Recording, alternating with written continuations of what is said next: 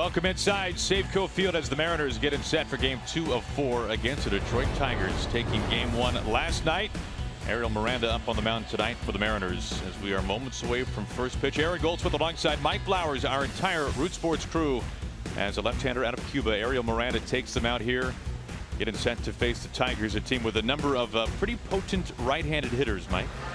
Yeah, you're right about that. When you look at the Tigers, they are 8th in hitting, 6th in runs scored, and it starts with Ian Kinsler. He was on base 3 times last night. You want to stay away from that. Stay away from the walks. He had a couple of walks in last night's game.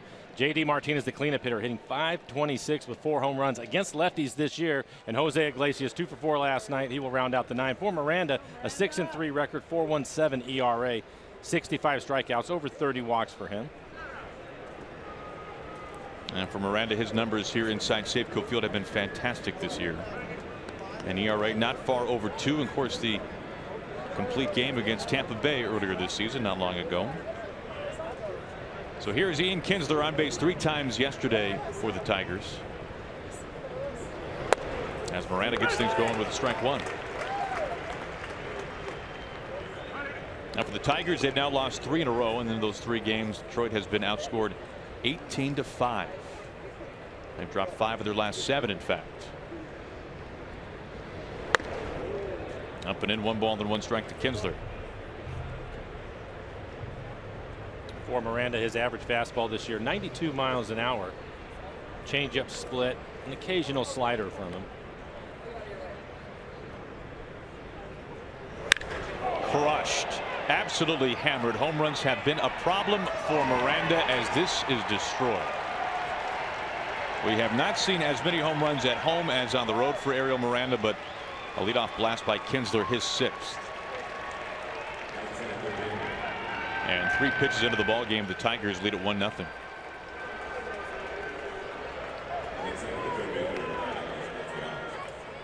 And it's usually about location. Top of the strike zone, out over the plate. See, Zunino was set up inside, right on the inside corner. For Miranda, he gave up 3 home runs in his last outing against the Twins. That was at Minnesota.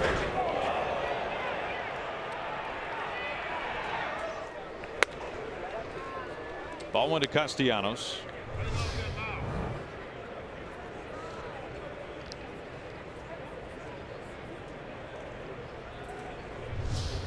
Well, not a cheapie for Kinsler to get things going tonight.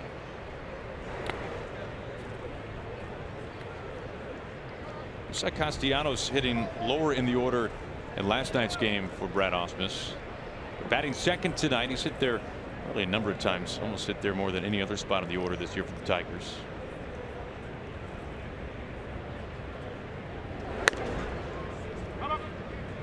After the home run, Miranda falling behind now 3-0.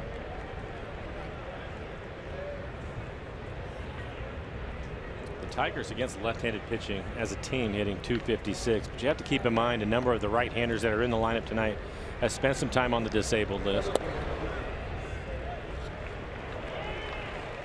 4-pitch walk as we take a look at the defense behind Miranda. Mitch Haniger getting the start in right field tonight. He had last night off. It was a scheduled night off for Mitch, but back in the lineup today. Taylor Motter will get the start at shortstop, and Mike Zunino will do the catching this evening.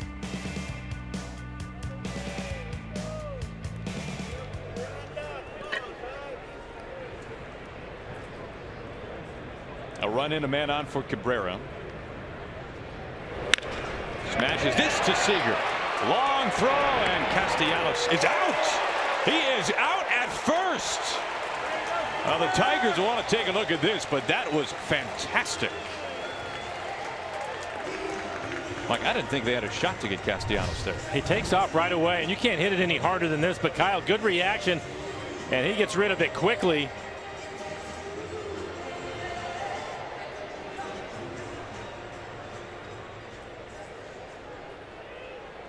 I think he's out. Now, Valencia's foot is a bit of a screen there on the slide from Castellanos. You see his fingers in the air. And as soon as it hits the back of the glove of Danny. Well, no challenge by the Tigers. I think he's out. What a play by Kyle. Not too bad, says Kyle Seager.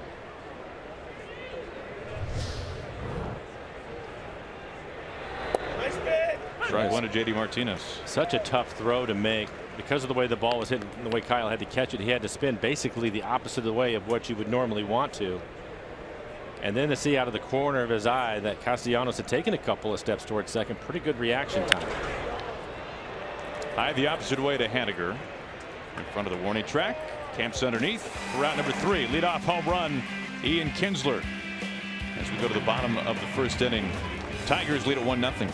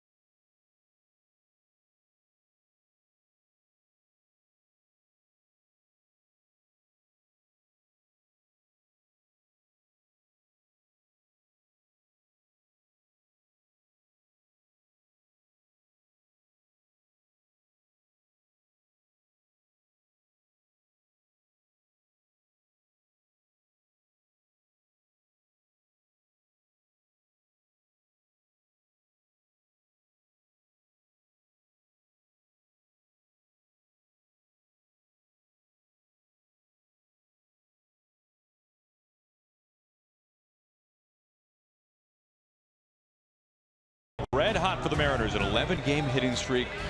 Hits in 21 of his last 22. He'll lead things off for the Mariners. How about the rest of the lineup, Mike? The Mariners are 4th in hitting, 4th in runs scored, and as Aaron was saying, Ben Gamel in the month of June hitting .403 in the month. Really did a nice job in the leadoff spot while Segura has been out. Danny Valencia, 18 RBIs in June. That is 5th in the American League. And Mike Zunino, what a night last night. 2 home runs, 4 RBIs for Zunino.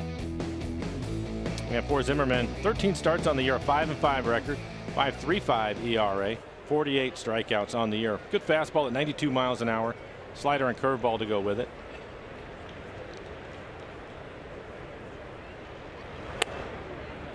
Well, the Mariners saw Zimmerman earlier this season. It was very early in the year, just his 4th start of the season. They really got to him. 3 homers, 11 hits overall, 5 runs over 6 innings. But it seems as though the slider for Jordan Zimmerman has reemerged as his go-to pitch. And even though, Mike, he's not a ground ball pitcher by any means this year, a lot of ground ball double plays. Well, what that tells you mentioned the slider and another base hit for Ben Gamel down into the corner. That'll be for extra bases. Gamel on the hunt for second, and he tiptoes in there, a leadoff double.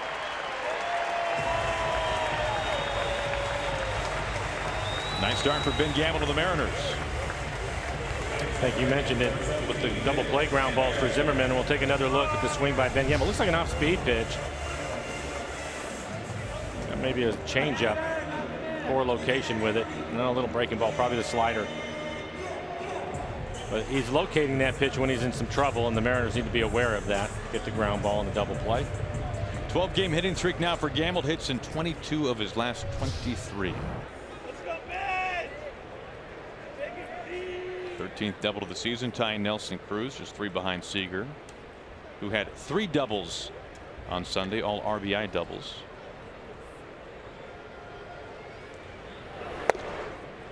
Strike one to Mitch Haniger after a day off yesterday. All Mitch has done this year is reach base in all but 1 game that he has played in this season. 28 of 29.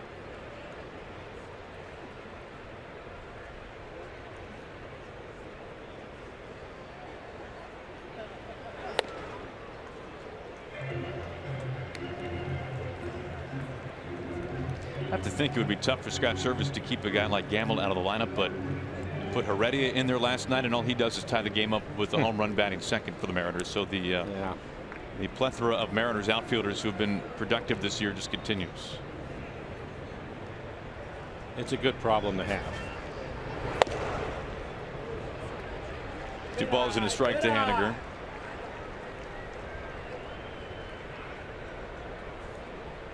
Well, Zimmerman's given up at least 4 earned runs in over half of his starts.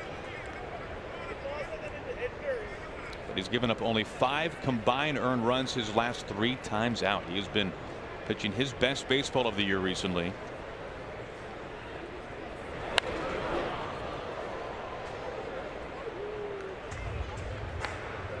Zimmerman coming off of 8 innings against the Diamondbacks. 2 runs, no walks, 6 strikeouts. Previously had not pitched deeper than 6 innings. He went 8 in his last time out.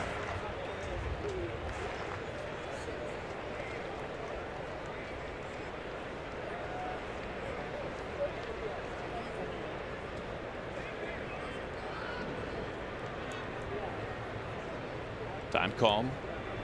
C.B. Buckner, our home plate umpire tonight.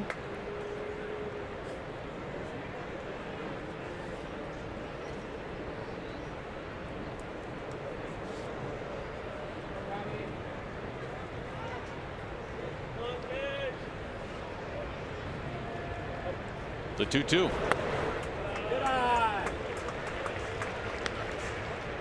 You mentioned the last 3 outings for Zimmerman. He looks as if here early on as Cano waits on deck. He has a pretty good two-seamer going, some movement to it. He's been able to get it on the plate. You see those pitches inside to Haniger.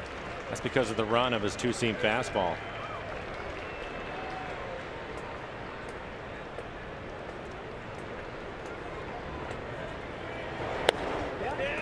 Double followed by a walk to Haniger, who just continues to get on base.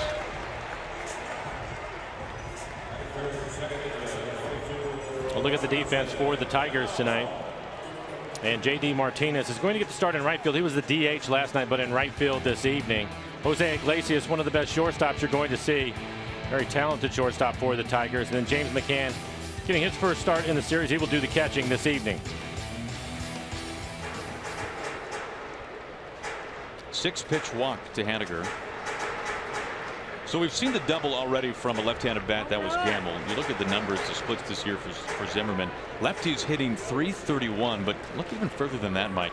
They're slugging over .550. Now, for context, Nelson Cruz is slugging .517. Yeah, that's amazing. Well, he's given up 17 home runs this year. We mentioned 13 of them on his fastball, so location has been an issue. With that two-seamer, my guess would be he's able to run it in on the hands of the righties, but the lefties, it leaves it out over the plate.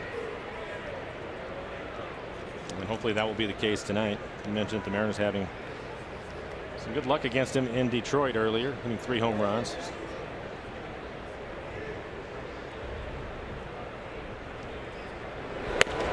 One and one.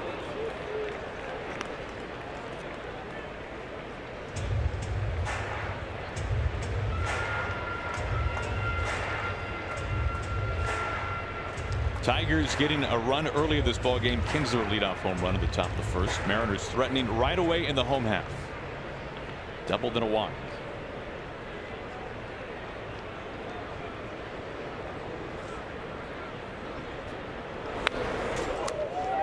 Cano behind 1-2. And a couple of pitches for him to hit. You see him walking around right now. That fastball right in the middle of the plate.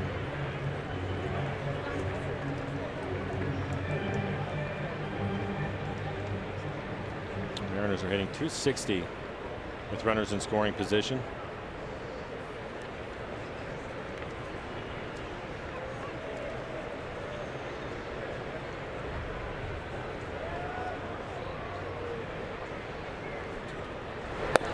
Inside.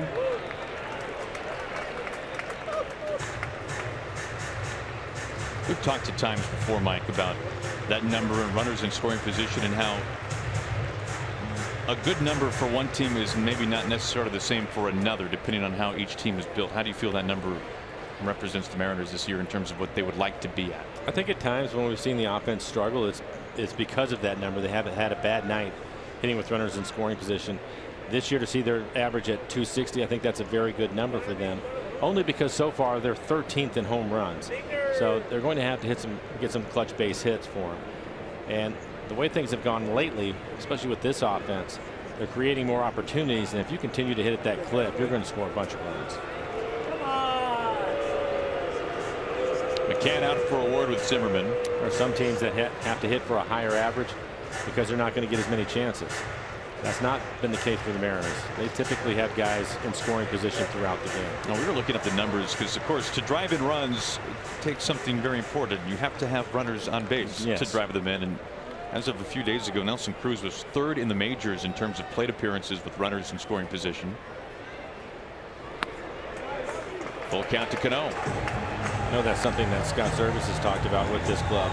So is Jerry DiPoto, is just creating those opportunities, because you're going to go through stretches where it's tough to get those hits all the time.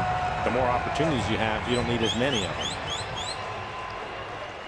Back-to-back full counts for Mariners hitters. Haniger drew the walk on the 6th pitch. Cano now looking at 3-2.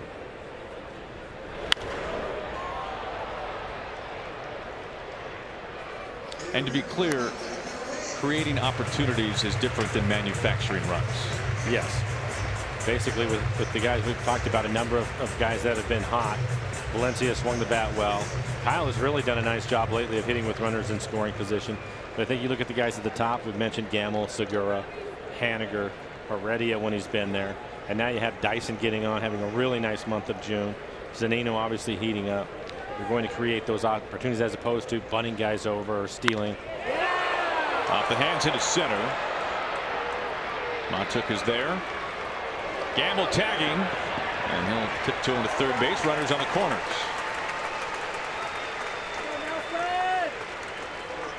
Cano's out number 1. We were just talking about Nelson Cruz and having the good fortune of having runners out there. He's also taking care of his business. He's hitting .324 with runners in scoring position this year. But we've really noticed too the last week or so for Nelly, he's been off by a grain. A little bit, and that for him, I never get concerned about it because we've seen enough of him. It seems that he'll go through that probably 2 or 3 times over the course of a summer, and it typically doesn't last very long, maybe a week tops. But the thing I like about it is typically when he comes out of it, he starts hitting the ball out of the ballpark, and he does it often. He's at 14 home runs right now. When he gets it going, he'll get to 30 quickly. But hitting .324 for a guy that hits 40 home runs a year with runners in scoring position is pretty strong.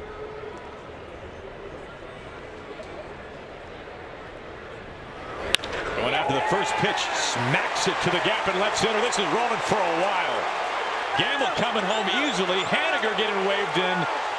And just like that, Nelson Cruz has given the Mariners a 2-1 lead. Wasted no time.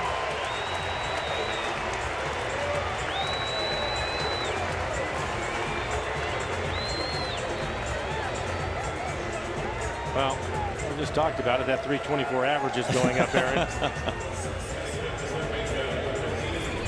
And this line drive goes right over the shortstop's head.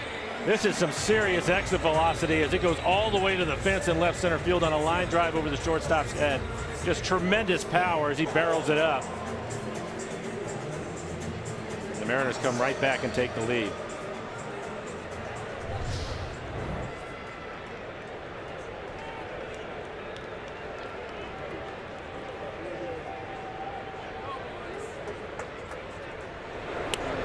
Strike 1 to Seager. Leadoff double scores. The walk to Haniger scores.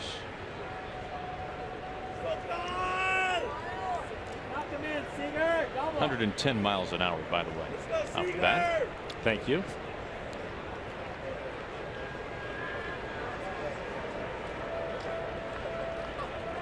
Well, no high socks tonight for Kyle Seager. Guess that was short-lived to just a couple of days. Kyle 0 for 3 last night, so that's the end of that routine. 1 out, Cruz at second.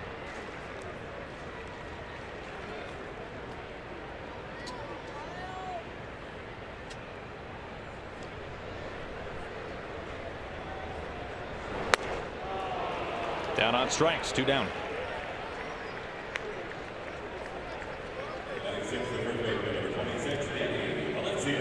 Well, join us tonight for the Mariners Care Charity Night auction. You can bid on exciting items like Ken Griffey Jr. autographed memorabilia, a 2017 Mariners team signed ball, or even a sweet night with a visit from Mariners General Manager Jerry Dipoto. All proceeds benefit Mariners Care. You can place your bid at mariners.com/charity night.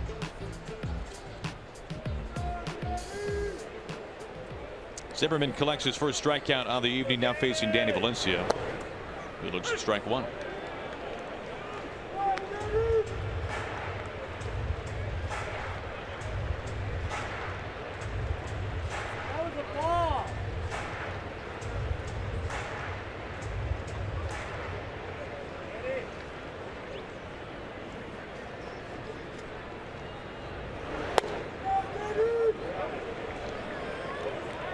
Now both teams getting on the board early tonight.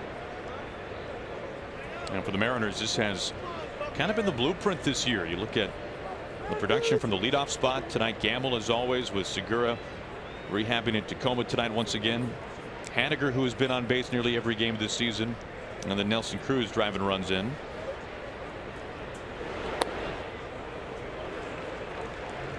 I think it's been important for them to score runs early with the way that the bullpen has been going lately. Get ahead through 6 innings. They typically will close it out. They can shorten the game.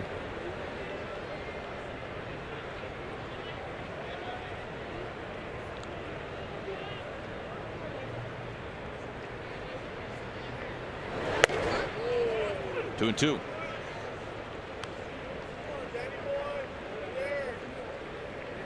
You bring to the bullpen, Mike, and with the home runs from Zunino last night, it is easy to overlook what the bullpen did last night for the Mariners, which just continues to be remarkable, especially when you consider the work that we've seen Nick Vincent put in this year. Pazos was fantastic last night.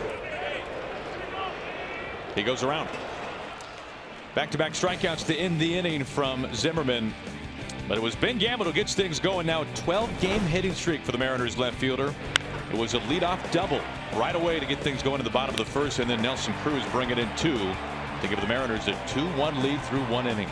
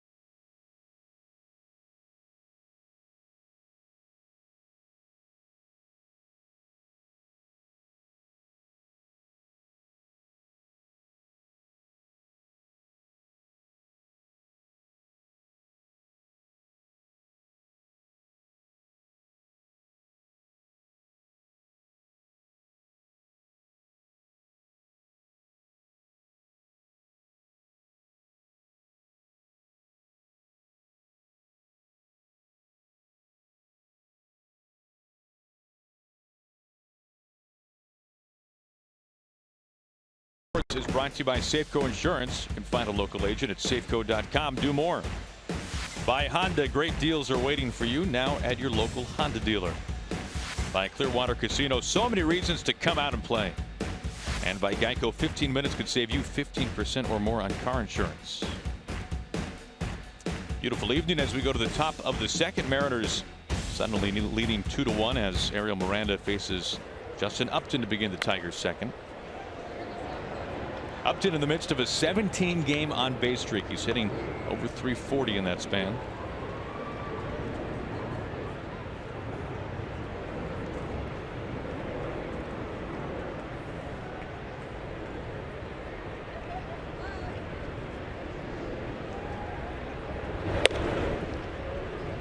Like we were talking about the bullpen, and if you think about, well, you can mix and match any combination you like, but think about Diaz, Vincent, Pazos in the last month, an ERA of .79. Opponents hitting beneath 180 against that trio. More strikeouts than innings pitched, which is not a surprise. It's pretty remarkable. It really is. We saw Diaz last night. He hit 100 again, and that's just not going to be fair with the arm speed that he rushes up there. To me, the big key to it all is, you mentioned two of them. Vincent, one, but Pazos also. Clobbered high center field in trouble.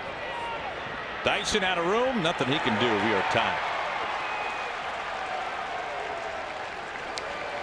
Second inning, second leadoff home run for the Tigers. Kinsler in the first, Upton in the second. For Kinsler, it was a fastball. For Upton, it's going to be a changeup. All the right-handed hitters, he has to throw his changeup, but he has to get it down in the zone. And this one, unfortunately, bell tie out over the plate. Upton now with 14 home runs on the year.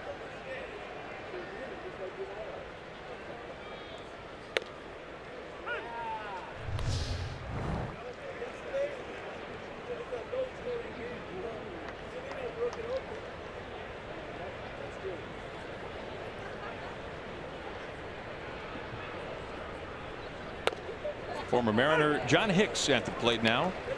Called up for the 4th time this year for the Tigers on Friday. Remember, no Victor Martinez on the disabled list, so Hicks is DHing tonight for Detroit.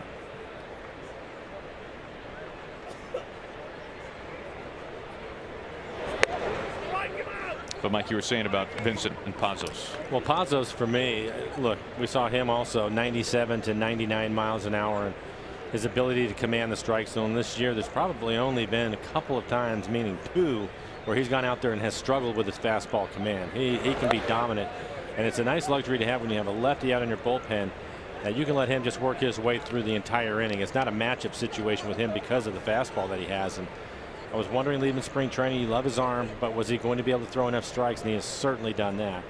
And then Vincent, he's the guy that he trusts to get the ball to Diaz, who's been so dominant. And Nick has been fantastic this year. I was asking Scott Service about Pazos today, because that game was over with last night, Mike, and you're thinking about it. You're saying, okay, the Mariners have a left-handed reliever who's throwing 99, who's prior to this year barely even had a full cup of coffee in the major leagues with the Yankees over the last 2 seasons, as Hicks lines this on a hop to Gamel in left field. I'll put that on hold for a second as we go down to the Ford Sports Desk and check in with Angie on auction night. Guys, thanks so much. There's so many really cool auction items out there for bid tonight, and again, it's all going to Mariners Care, so a fantastic cause. But right now, I want to bring your attention to the Root Sports Suite for 20 of your closest friends, and as a bonus, you can enjoy a pregame visit from Mariners General Manager Jerry Dipoto. So please place your bid now at mariners.com/charity night. And I'll even throw in there that Brad Allen will come by, guys. I mean, not kind of, well, cool, but close as Jerry Dipoto. I'm not sure how much that's going to move the needle, Ange, but I like the effort. Whenever we can bonus them with. 0-1 here to Mikey Motter. There are not many bullpens, even if you go back to the glorious Royals bullpen of the World Series team. I mean, you're telling me that they wouldn't take a left-hander who's throwing 97 to 98? Of course. And everybody would. Exactly. And you look at who the Mariners gave up, and it's a young man who right now is pitching well, but is pitching in the Yankees high A team in the Florida State League. I mean, it really kind of feels like a coup what the Mariners have done, getting both Pazos from the Yankees and also Gamel from the Yankees. It's been remarkable what they have done for the Mariners this year. It's been massive what they have done. I mean, when you think about it, Gamel, there's a better changeup right there. But Gamel coming into the game hitting over 340, and then we mentioned Pazos and how important he has been, basically getting them through the 7th inning, sometimes the 6th. Those are important innings with what he has to deal with, and you're not going to find many arms like that. And again, for him to be able to throw as many strikes as he's been able to throw, because that's and I don't think, and it's not like he's out there trying to hit the corners. It is Mike putting down the fastball, and he just sets up in the middle and let him just throw it by people, because you just don't see that from very many lefties. The 1-2. That's the thing that we were talking to Scott about today, because the maturation of Pazos from day one of pitchers and catchers reporting in Peoria to today, there has to be some significant growth there. Otherwise, the Yankees aren't saying, yeah, what do you give him for us? It's just been remarkable. Slow ground ball. One out and safe at first base. Motter took the center fielder with pretty good speed, able to leg it out. He can really get down the line. We'll take a look at it. Quick flip. The ball was not hit hard, right off the end of the bat. No exchange there, just catches it with his right hand, gets rid of it quickly with something on it.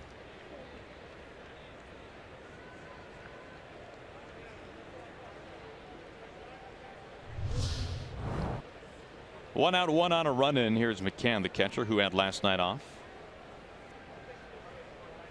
McCann, who has seen his playing time cut into because of the production of Alex Avila.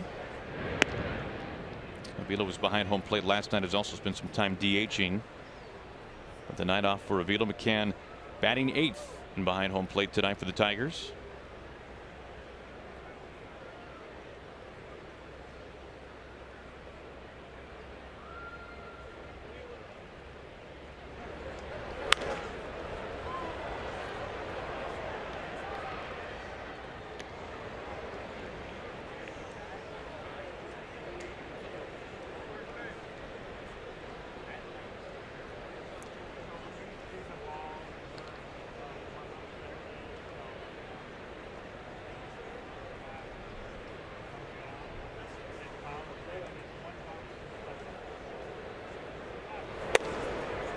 One ball and 1 strike. When the Mariners saw the Tigers in April, McCann was in the midst of a pretty unsustainable streak. He had 11 hits on the season, and 7 of them were home runs. That is exactly what Trevor Story did last year for the Rockies. 7 of his first 11 hits for home runs. Now, Story was a rookie, but nonetheless, it was pretty amazing what McCann was doing. His numbers have cooled, as you can imagine. Another good changeup. And I think that's something for Miranda. His first time through the lineup, he likes to throw his fastball a lot, which most starters do, right around 67%. And then he'll start to mix in the off-speed pitches. But I think because of the right-handed hitters, again, 9 of them in the lineup for the Tigers, he's going to have to go back and forth with his fastball and his changeup a little bit more so that he can get to a split with 2 strikes. Strike 3 called.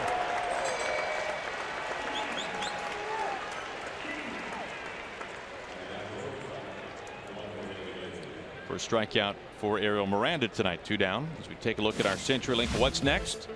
This is a pitching matchup that should be a lot of fun. Now, Verlander's numbers, you can see an ERA of about 4.5, at 4.5 actually.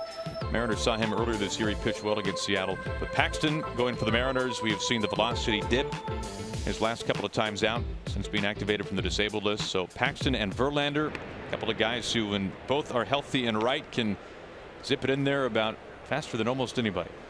Yeah, I think with James in his last 2 outings, you mentioned his velocity down, and it has been. I think because of that, he has not been able to pitch inside like we've seen earlier in the season, and it will be important for us to see 97 inside to this Tigers line, because you're going to see all these right-handers in there again tomorrow. Pretty good fastball right there by Miranda. So hopefully James has been able to figure a few things out. They need him to be dominant tomorrow. Saw Iglesias 2 for 4 last night. Both of them line drives into right field. Miranda falls behind 2-0.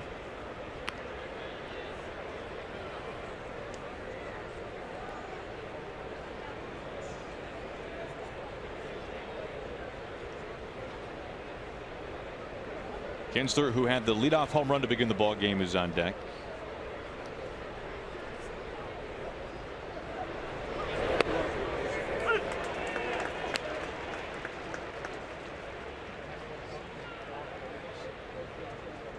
Iglesias, the story of Jose Iglesias in recent years.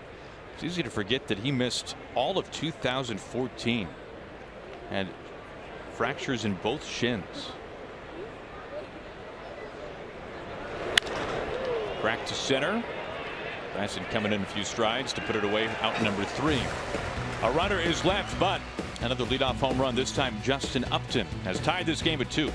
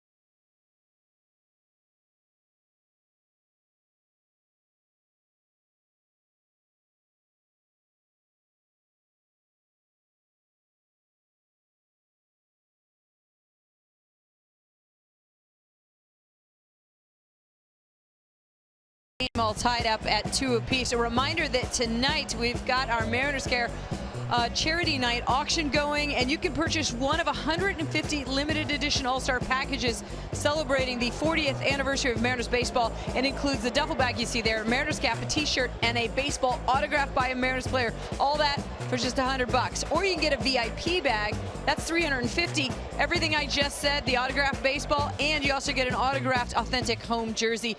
These guys are only available until supplies last, or until midnight tonight. For all the other auction items, they can visit mariners.com/charity night. Back to you. All right, thank you, Angie. 1 ball and 1 strike to Dyson, leading off the bottom of the 2nd. Dyson having a good month, hitting .365 in June. His average up to .254 now.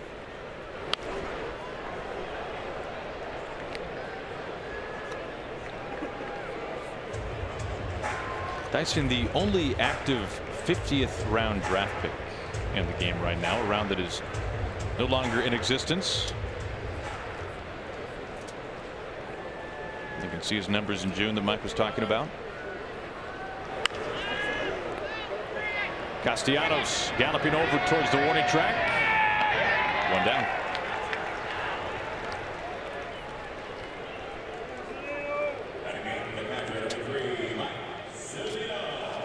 That brings up Mike Zunino, and it leads us to tonight's T-Mobile Unlimited Baseball break.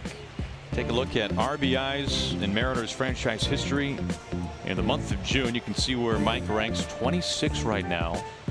On the hunt for Edgar Martinez, leading the pack in Mariners history, 32 in June of 1995. Now that, of course, is the same year where Edgar tied the franchise record with 33 RBIs in a single month. I'm trying to think who he tied that mark with, Mike. What month was that, by the way? Do Larry you know? Power. I should know that. It was August. August. Okay. I was going to say back-to-back months would have been pretty awesome. 32, and then come back with 33 in July.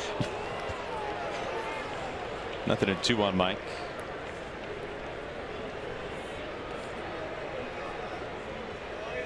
We'll talk about this more as the month unfolds, especially as it plays out for Mike Zunino. But you look at some of the single months in Edgar's career that were outstanding as they appealed out of first base, and it's 1-2. And you know, Mike, that's a lot of months. It's just, I mean, it's a joke. Yeah, it really is. I mean, you're talking months with an OPS of 1,200, 1,300, 30 walks. You just missed that. Upton in left field. Waits a long time. That's out number 2.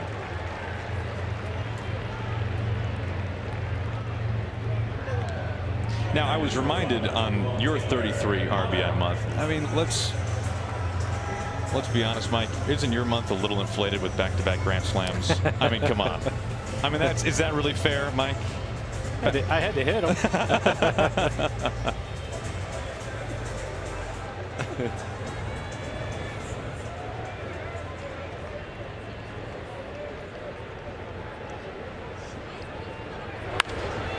Off the hand slice into the corner. Strike 1 to Motter.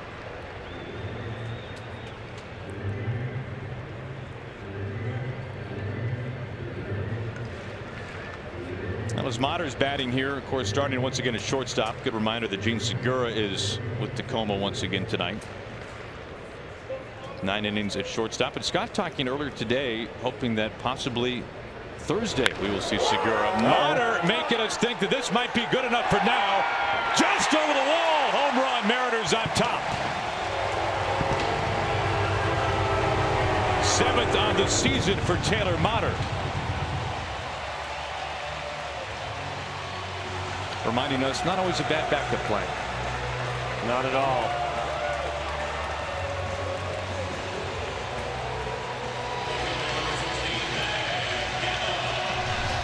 Well, we'll take a look at it. McCann set up on the outside corner. We've talked about it with Taylor. He likes the ball in the inner half. Ended up on the inside corner, and he hits a line drive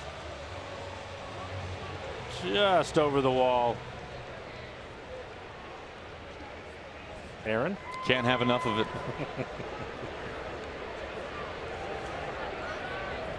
And here's some more of it. Ben Gamel. Gamel on the first pitch, but it hangs up enough, by plenty actually. Martinez is there for out number 3. Now 4 men come up. Motter going deep out to left field, and he has given the Mariners a 3-2 lead through 2.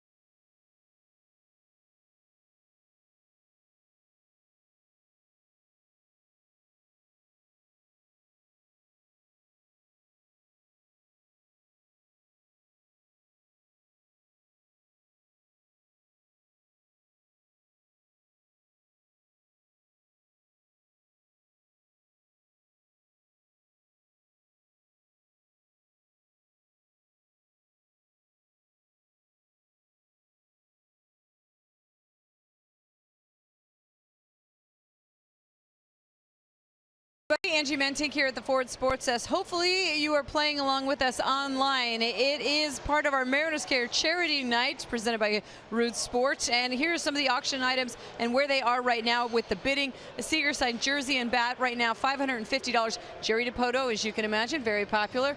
You get to meet him up in the Root Sports Suite for just over $1,400. And the Griffey signed Hall of Fame bat closing in on a grand, guys. But plenty of time. Bidding does not stop until 10:30 tonight. That's when it closes. All right, 10:30. Good to know. Thank you, Angie. Kinsler leads off the Tigers' third. This has been back and forth so far tonight.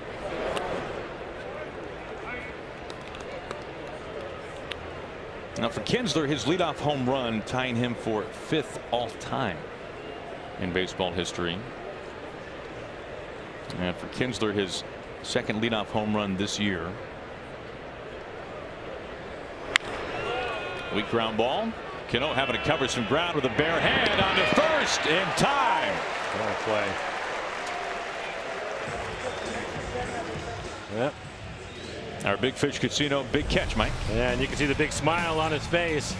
It's cued right off the end of the bat. He was playing deep and towards the middle, knowing that it was going to be a close play. Goes with the bare hand. Gets rid of it quickly with something on it. Throws him out by a step. Makes it look easy. It is not.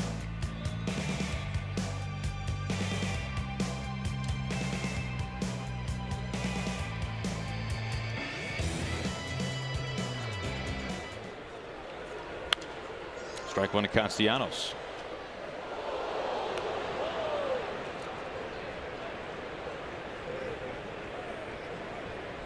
Now, if you look at all-time leadoff home run leaders in baseball history, the difference between 1 and 2 is not slight, Mike. Craig Biggio second with 53 all-time. So Kinsler closing in on that a little bit. But Ricky Henderson with 81, a former Mariner, a former teammate of yours. Yep. And truly one of the greatest of all time. 81, and he'll be the first to tell you that. 81 career leadoff home runs. That is remarkable. Yeah, I mean, if you think about his career, you don't necessarily think about the power and stealing bases, scoring a lot of runs, which he did.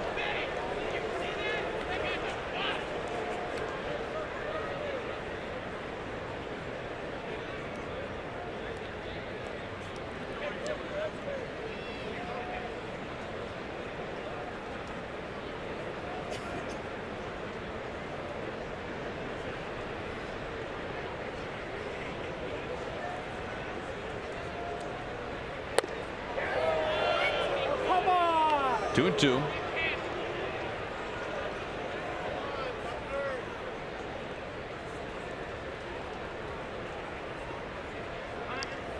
can already see the change from Miranda from the first through the second. And yes, he gave up a solo home run in the second on a changeup, but it was up, not located well. But he's trying to use his fastball inside more, throw his changeup early in counts. Basically changing speeds as opposed to working the corners.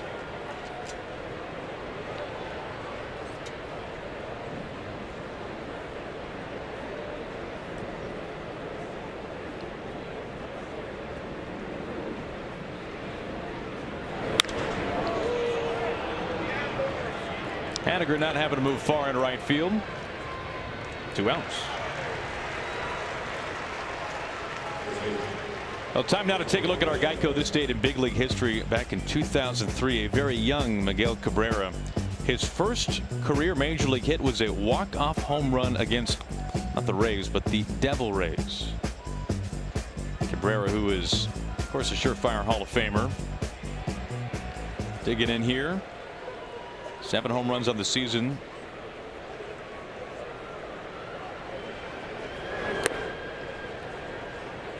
Cabrera, a Triple Crown winner. MVP season of 2012. Actually, his following year, 2013, you can make the case was even better. Same number of home runs, hit for an average about 20 points higher than in his Triple Crown season, and an on-base percentage that was significantly better. 50 points, in fact.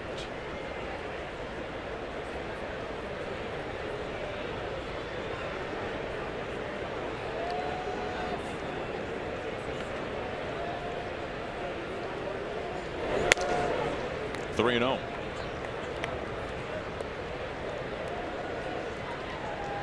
He lined out to third his first time up, and Miranda, be really careful with him, but that's a problem waiting on deck.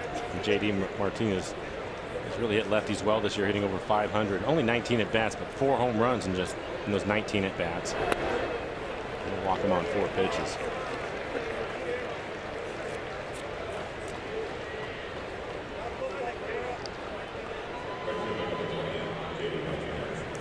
Cabrera to first, Zunino to the mound.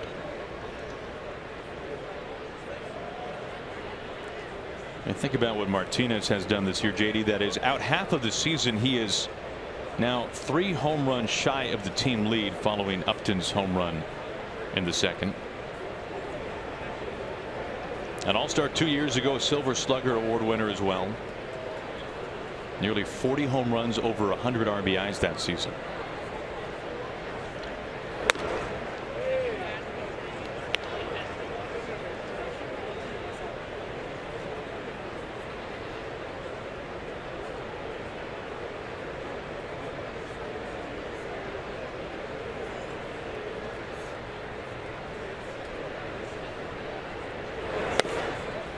Evens it up 1-1. Good changeup.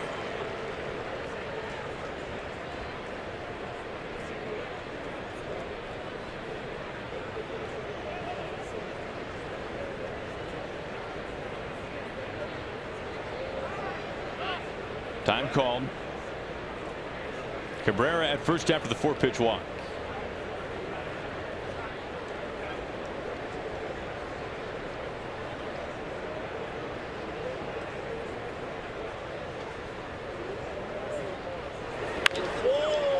And a right center, and a base hit in front of Haniger as Cabrera moves into second base. So back-to-back base runners with 2 outs. The walk and now the single.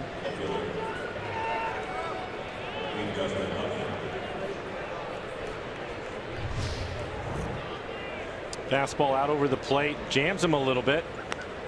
Soft line drive into right.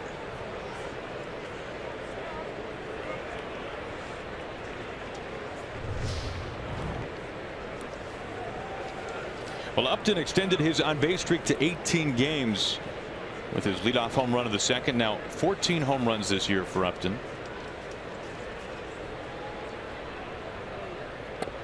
Swinging strike 1. Tying run in scoring position, although Cabrera does not run particularly well.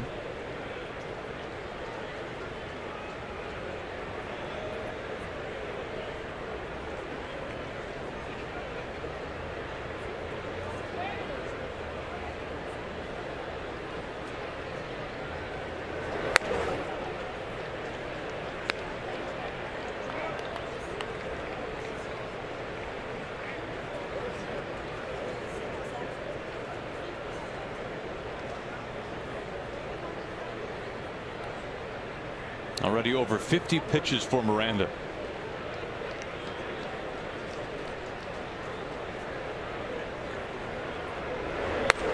You mentioned the pitch count. I think there are certain matchups, certain games that maybe for Miranda most of the time you're expecting 6-7 innings out of him at this point with what he's done this year. But with all these right-handed hitters and the power that the Tigers have with the right-handed hitters in the lineup, he has to be careful. So unless he's really on top of his game, his pitch count is going to be a little bit higher because he has to be so careful. And you had to feel at the start of this when the bullpen was going to get some work tonight.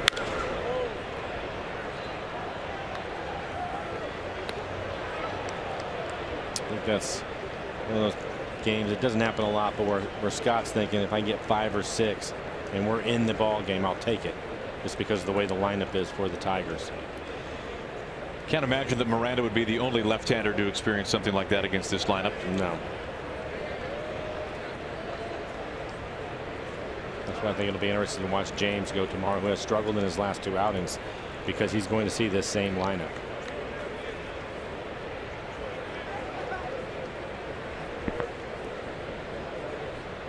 Two outs and 2 on 2 balls and 2 strikes to Upton. Good job by Zunino. Runners stay put. I asked Paxton about that, something you were alluding to before his start against the Blue Jays when he started the finale, and I asked him if he preferred to start at the beginning of a series or the end of the series, because good question. You get a chance to at least watch these hitters for 2 or 3 games depending on the length of the series. But then the other side of it, You can always, now if you're facing a team at the end of the series, you might be facing suddenly a hot team that was not hot originally, and Paxton said that he does all of his scouting, so to speak, through video, and that's where he gets all of his information. Top to Seager, flattens out, whips a throw to first base in time, just in time to get Upton. Seager helping Miranda get out of the top of the third. We go to the home half. Mariners holding on to the lead.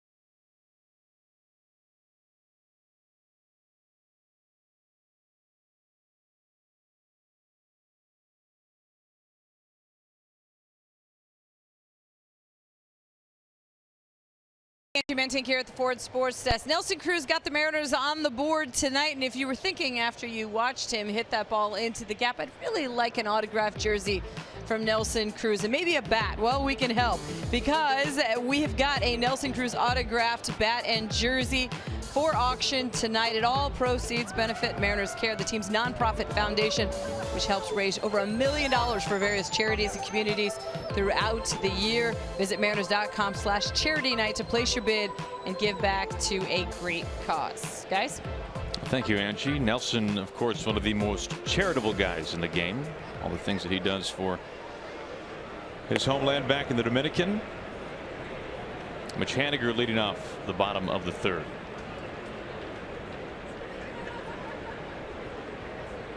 Walking a run scored for Mitch in the first inning.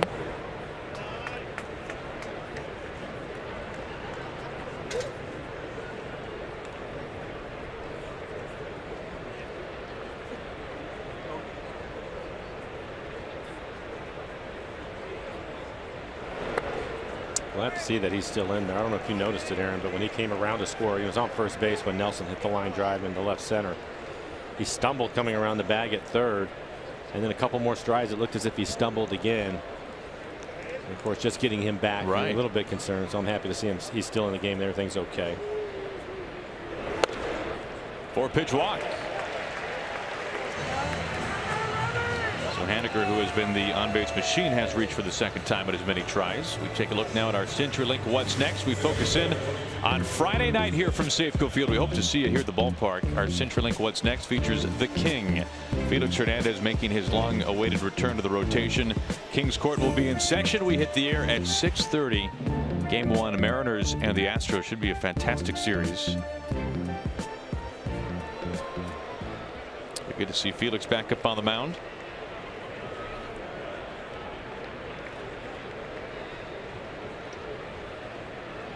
Leadoff man aboard for Robinson Cano.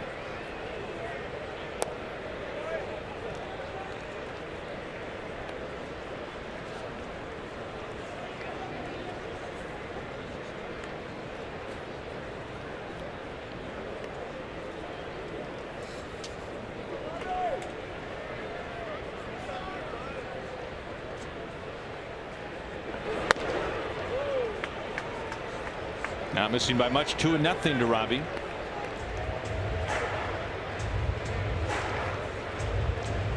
Mariners winning last night 6-2, powered by 3 homers. They have taken the lead in this game courtesy of a Taylor Motter home run, his 7th.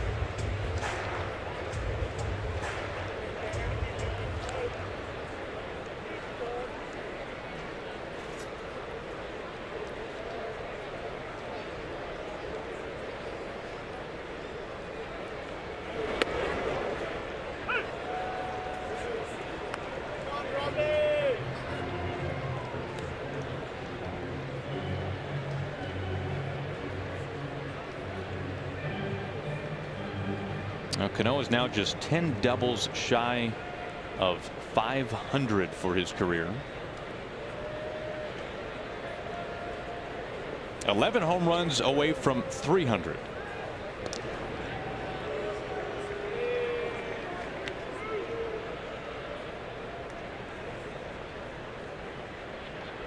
Pretty short list of guys who have accomplished both those feats.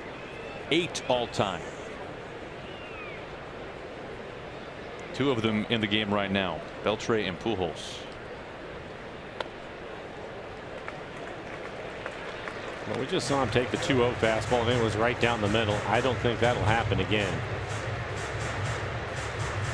A couple of fastballs that hit his first time up. Fouled him back, missed him.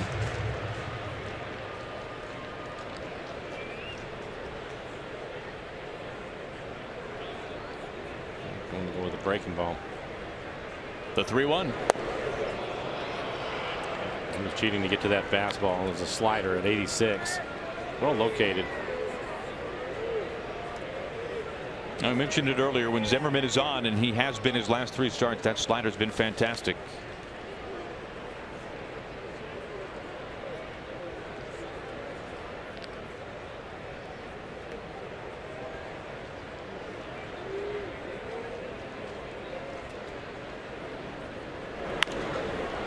Soft pop up. This gets out of play.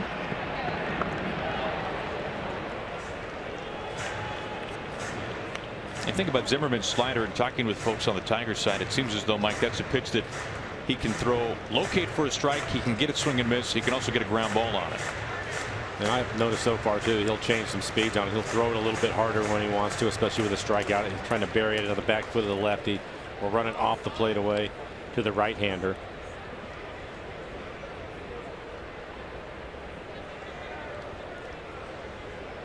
Haniger at first after the 4-pitch walk.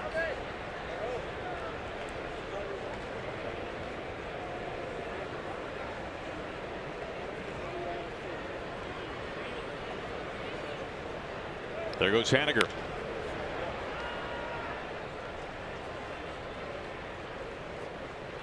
Pitch number 8 coming up to Cano.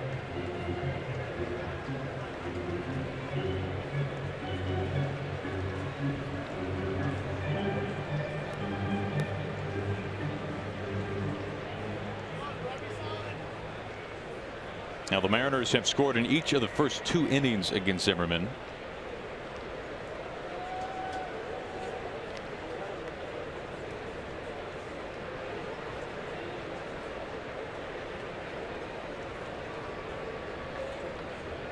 Again, the 3-2. McCann throwing down to second. Iglesias is covering, and Haniger is out. It's a strike him out, throw him out. Haniger was pointing towards the dugout to take a look at this. He's going to dive in, pull his hand back from Iglesias, the shortstop, trying to put the tag on him. And he thinks he was able to get his hand on the corner before he was touched, and he may be right. He looks as if he was safe to me. And Scott wants him to take a look at it. Again, pulls the hand back and reaches.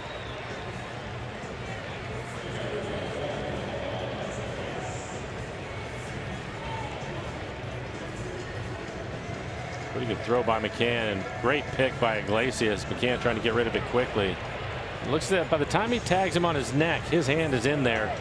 Take another look at it.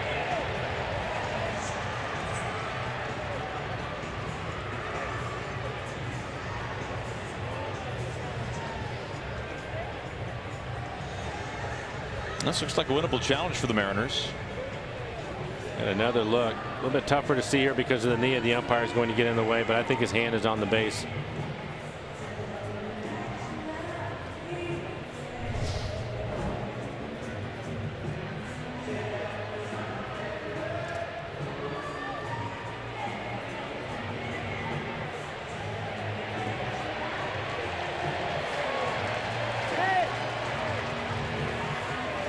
We were talking about Ricky Henderson earlier, Mike. Just can't help but think if instant replay was around when Ricky was stealing bags. Don't you think every time he was called out, he'd be signaling to the dugout, challenge this. You got to look at this. There's no way I was out. I mean, every time that'd be the case. Not having replay may have cost him a few steals on his total. You're right. And they're getting a good look at this back in New York.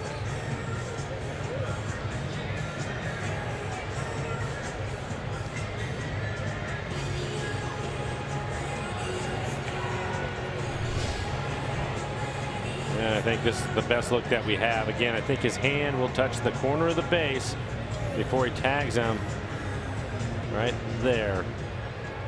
And then there's the tag.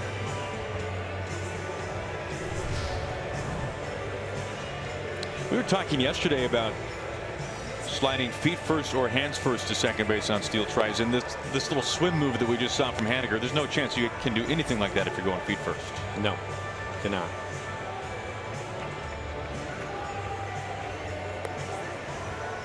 And here we go. We'll find out. Wow. Wow. Yep. I agree with Scott.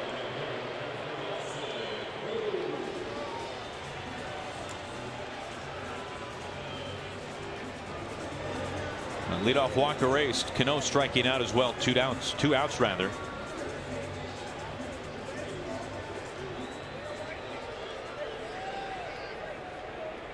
Turns out to be a big call. Have your guy going to home plate. Could have had a runner at second. Ball one to Cruz.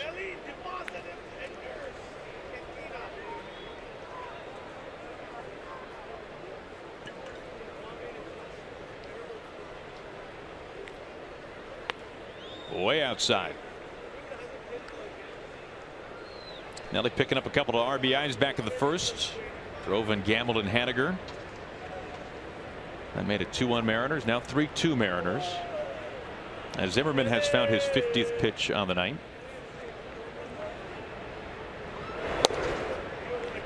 So neither pitcher being all that economical here this evening.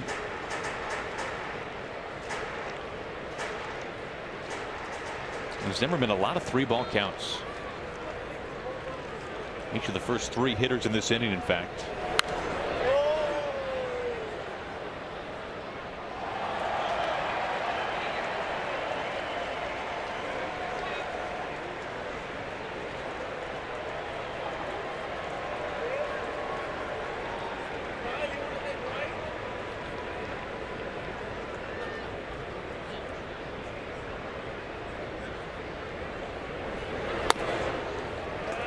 Second walk this inning, third tonight for Zimmerman. And extends the bottom of the third. Take a look at the Mariners calendar, brought to you by Mattress Firm. The series continues tomorrow. Game 2 against the Tigers. Big weekend, a lot going on here at the ballpark. Turn back the clock night, fireworks night as well. Astros coming to town for a 3-game weekend series, then a day off. Phillies will be here Tuesday and Wednesday to wrap up a 9-game homestand. The Mariners will not be on the road for long, just 3 games in Anaheim before returning back to Safeco Field to face the Royals and the A's.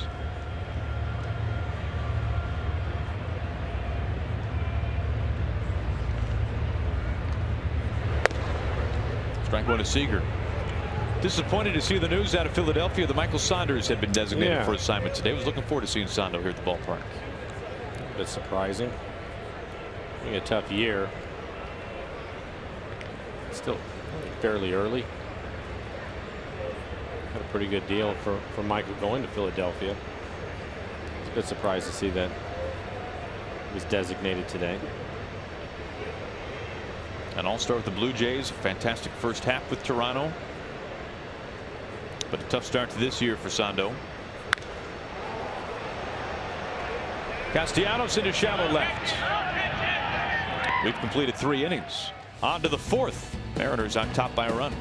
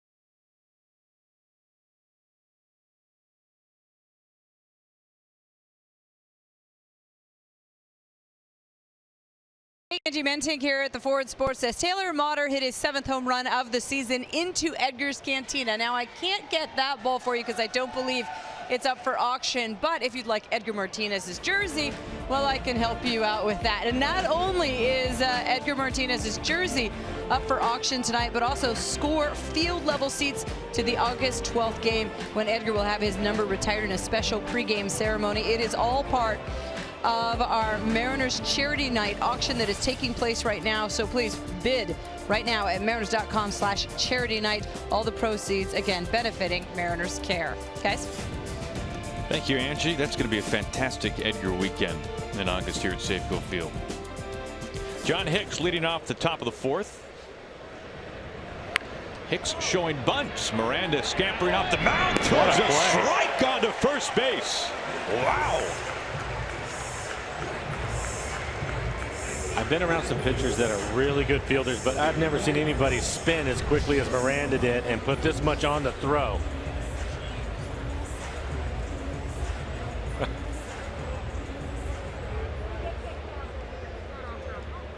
He was off the mound quickly, a quick turn, and throws a strike. Got to buy a step.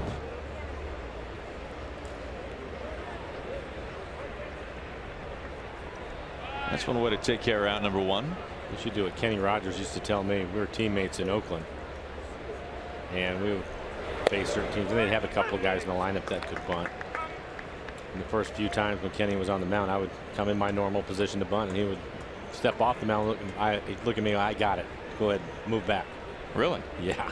He was as good as anybody I've ever seen fielding his position, and he could get to the line quickly. But that right there was pretty quick.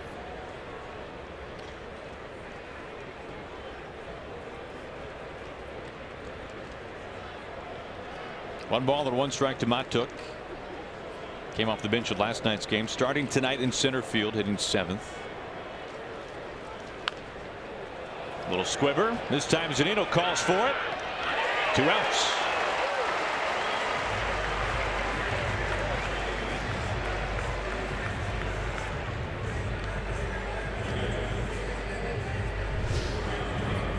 I think this is on the changeup. Yep, that's the changeup right off the end of the bat.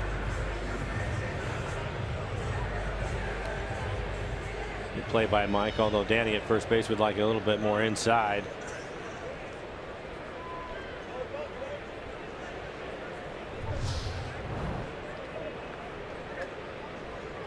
Now Miranda a chance for his first clean inning tonight. Facing the catcher James McCann.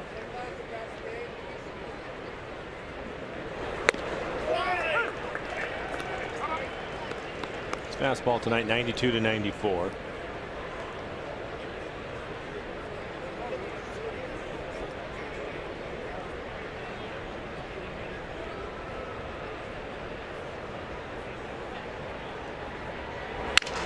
Breaks his bat on a hop, knee high to Motter. And the first 1, 2, 3 inning, everything on the ground and not going very far from Ariel Miranda. We go to the bottom of the 4th.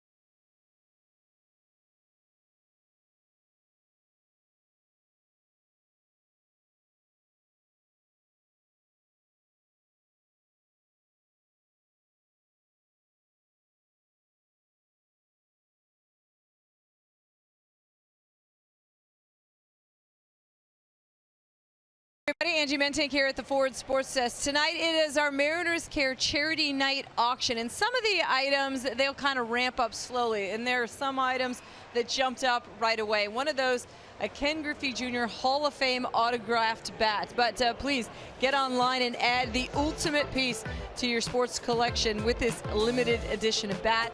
This bat was created to honor the kid's induction into the 2016 Major League Baseball Hall of Fame and the retirement of his Seattle Mariners number 24. So place your bid now at mariners.com/charity night. And again, all proceeds benefiting Mariners Care. Guys? All right, good stuff there. Thank you, Angie. Danny Valencia leads it off for the Mariners, leading 3-2 over Jordan Zimmerman and the Tigers. Tonight, game 2 of 4. Mariners winning last night.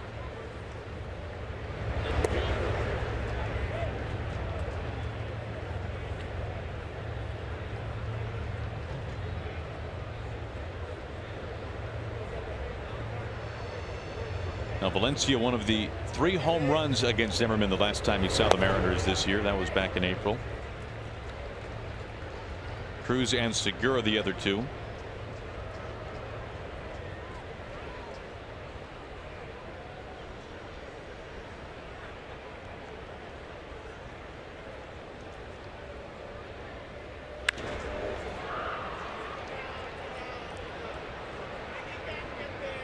Two balls and a strike to Danny Valencia, leading off the bottom of the 4th.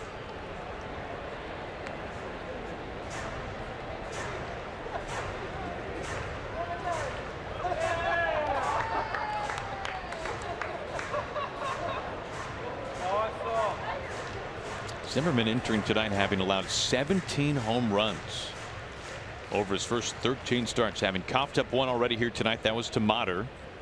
The go-ahead blast in the 2nd.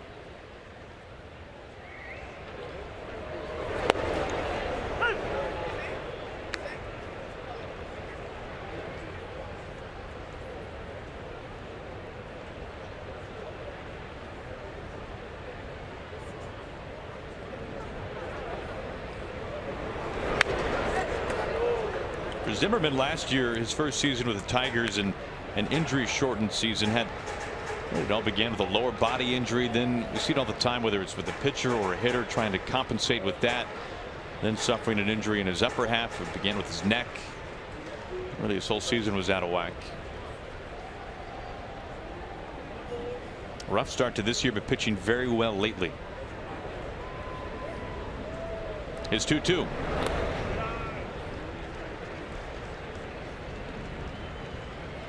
He's run a 3-ball count now to 4 of the last 5 hitters. He's got Dyson on deck. When it was 2-0, he threw a fastball. It's probably middle away to Valencia. Danny was a little bit late on it. He tries to go there again, maybe use a cutter.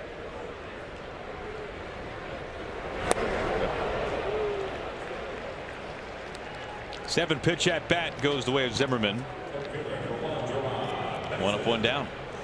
This copyrighted telecast is presented by authority of the Seattle Mariners and may not be reproduced or retransmitted in any form, and the accounts and descriptions of this game may not be disseminated without the express written consent of the Seattle Mariners. Aaron, last night you brought up Bellinger and the year that he's having. Sure. Phenomenal. And then earlier you were talking about leadoff home runs. Kinsler with a leadoff home run in this one. The Mariners had 3 home runs last night. A home run tonight in Motter. Baseball flying out of the ballpark, but I saw a couple of home runs today. George Springer is 21st. Now, I don't know if it was a leadoff home run, but hitting in the leadoff spot. Sure. 21 home runs for Springer. You and I were talking about this the other day. It's amazing, but Stock is with his 19th.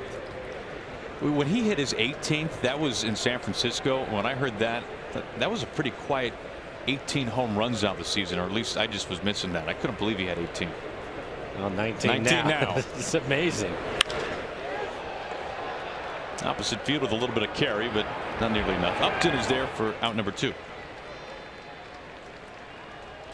Now, speaking of home runs, our Columbia Bank difference of the game, Taylor Motter, his 7th. Missed location again. Right on the inside corner and barely gets over the fence, but that'll give the Mariners a lead. Made the game 3-2. I'm told that Springer's home run was a leadoff home run. Taylor waiting on deck.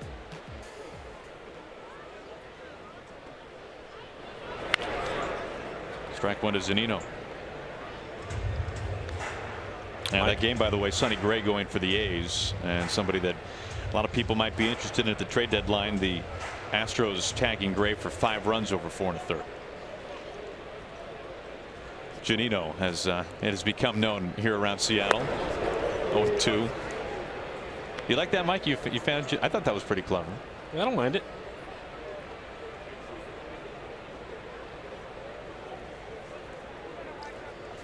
Eight home runs, 26 RBIs for Mike this month. I was thinking about it, Mike. We were talking about this in April when Mike, as you can see, most by any Mariners catcher ever in a single month. I remember it was the longest time where Mike was just trying to get 2 hits in a game. Yeah. Right. I mean, you look at it, May 29th was his first multi-hit game. He's now had 2 multi-homer games on the season. Side sat down in order for the first time tonight. A couple of strikeouts from Zimmerman.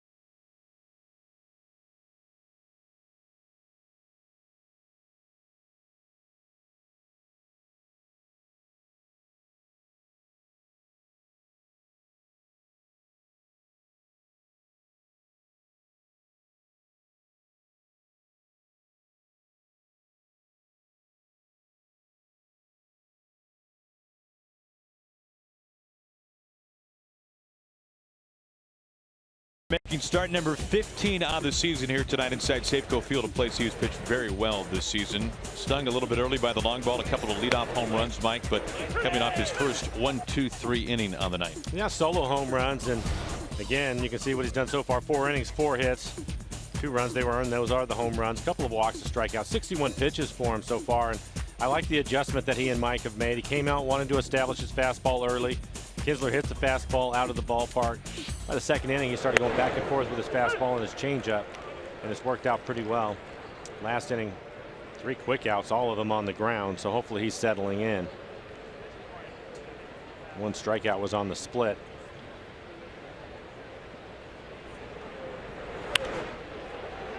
Good fastball in on his hands.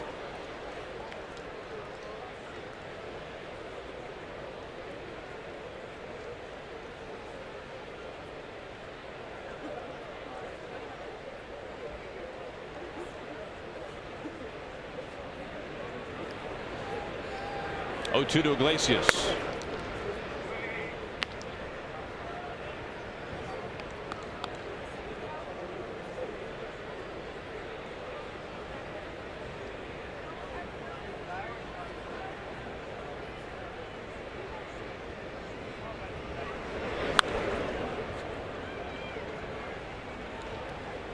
Like we were talking about the home runs and Springer and leadoff home runs, and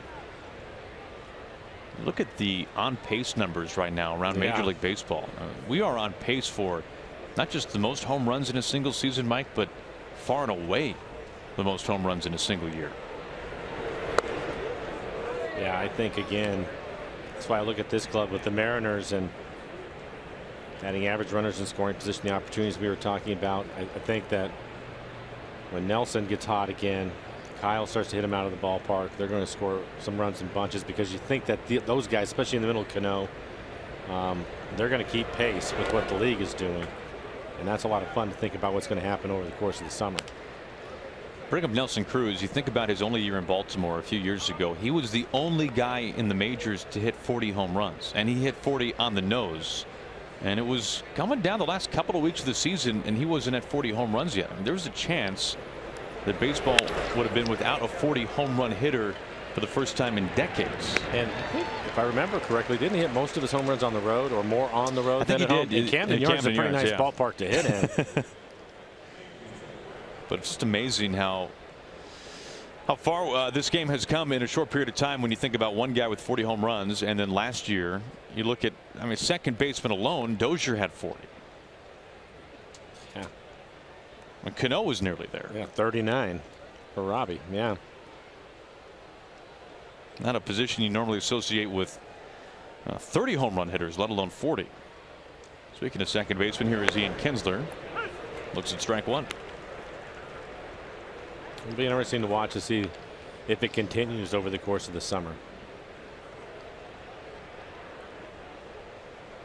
Another first pitch strike for Miranda. Now head 0-2.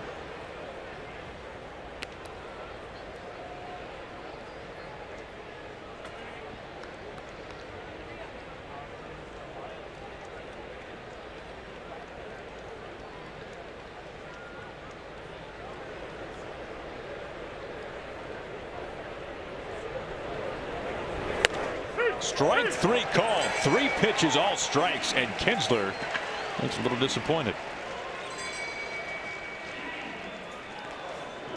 Well, going to the game, it's a quick and easy trip on the Sounder train, Link Light Rail, and ST Express buses. You can plan your trip at soundtransit.org.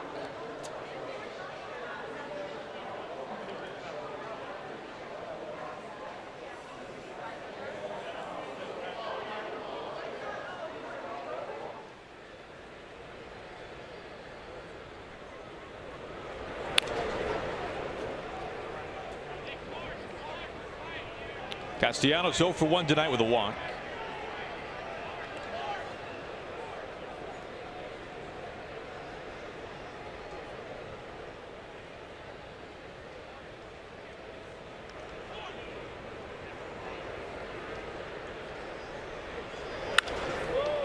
The opposite way, Haniger closing on it, makes the catch. Second straight inning, Miranda has retired this side in order. He's sat down the last 7 in a row.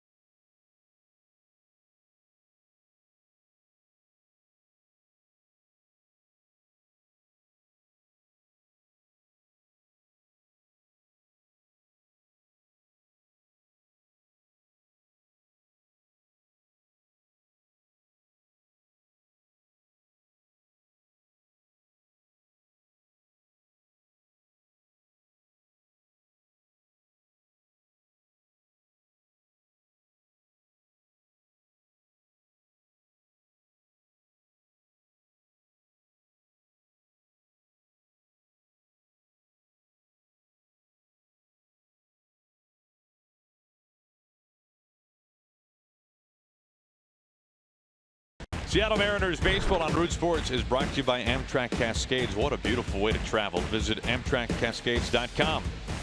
By your local Toyota dealers. For all Toyota offers, go to buyatoyota.com. Toyota, let's go places. By Country Financial, helping you set up your future. And by CHI Franciscan Health, the Mariners' official partners in health. Learn to stay Northwest healthy at nwhealthy.org.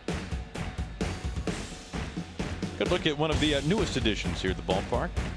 King Griffey Jr. statue. His number being retired last year.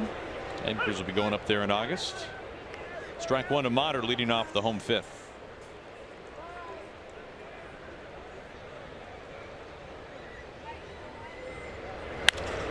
Up the middle for a base hit. Motter is 2 for 2, a home run, and now a single.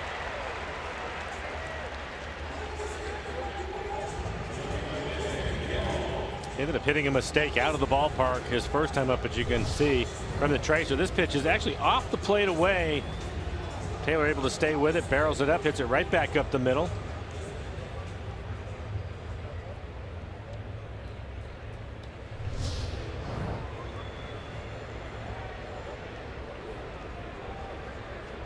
Zimmerman now starting the order a third time through. Facing Ben Gamel.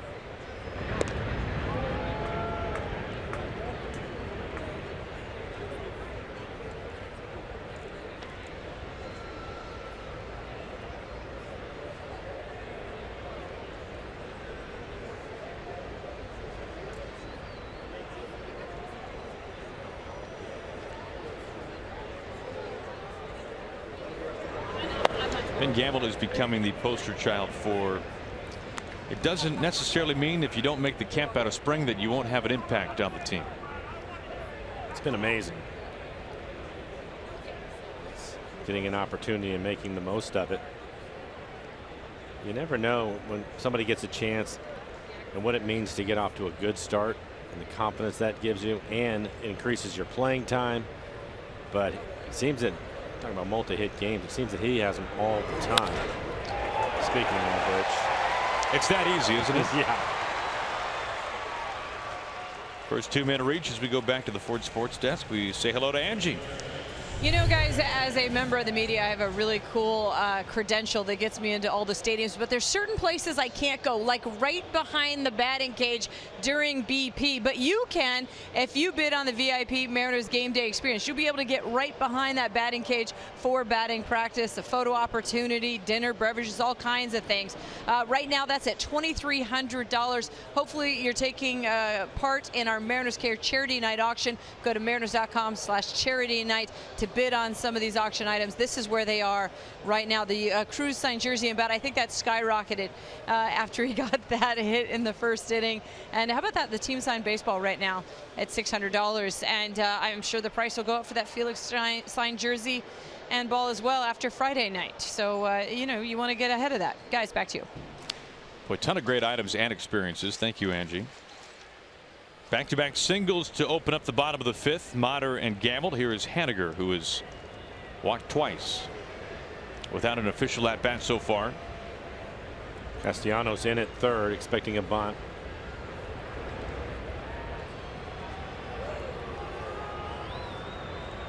And just because Haniger is hitting second, I don't think that we're going to see a bunt from him.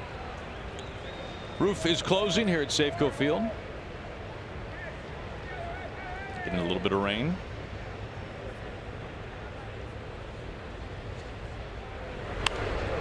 Check swing strike.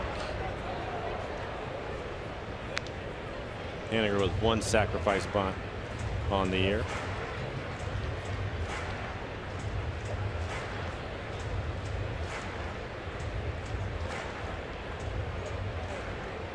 Mariners 1 for 4 tonight. Runners in scoring position. As Nelson Cruz back in the first inning, driving in 2 runs.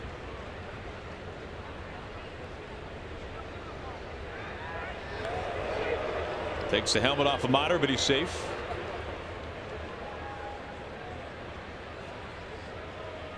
I was talking with Haniger today, Mike, because Mitch is one of these guys that made serious adjustments during his minor league career to get to where he is today, and we are certainly seeing the dividends of that this season. And you look at how much he has changed his overall approach at the plate. He's got 2 on here, nobody out. And it got us thinking, we throw around the term approach all the time, but there is a difference between your approach and your swing, and for some guys one of the 2 of those need to be adjusted, and for some guys both of those things need to be adjusted. And sometimes it takes time to figure out which is which. You know, one is a mechanical thing, is swing that you were talking about. The other part of it is his thought process and what he's trying to do, and that's the goal for every hitter, is to try to get both of them working together. And sometimes there's a process, and we've talked about it a lot with Mike. The other thing to think with Mitch also is, although he's made a bunch of changes, you have to remember he was a high draft pick. He's awfully talented. There's a lot of ability there. It was just making things work together, and it appears that he's finally there.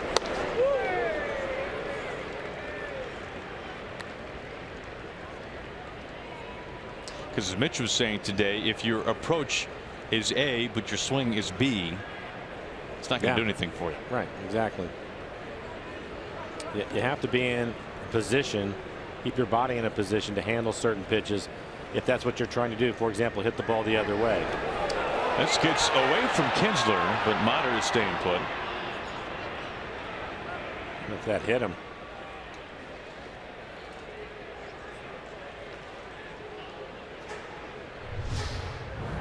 I'll take another look at it. Oh, it's off his glove.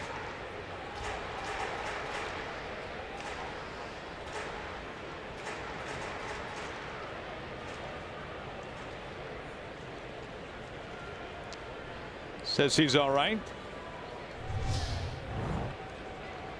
Ball and 2 strikes to Haniger. Evens up 2-2. They appeal, but he does not go. I think the other part of all of that too, Aaron, is you can cruise along through the minor leagues because you're talented, you have ability, you've been doing this your whole life, and in the minor leagues, it's the minor leagues for a reason. They make a lot more mistakes in the middle of the plate, so mechanically you can have some issues, and it may not show up to you. You get to this level, and they find where that window is, and they constantly pitch to it, and you have to make some changes.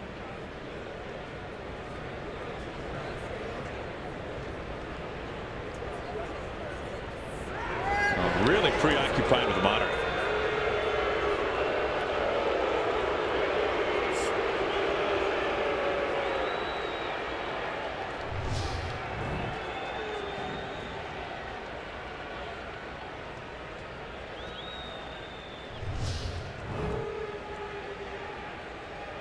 Motter is single, now at second.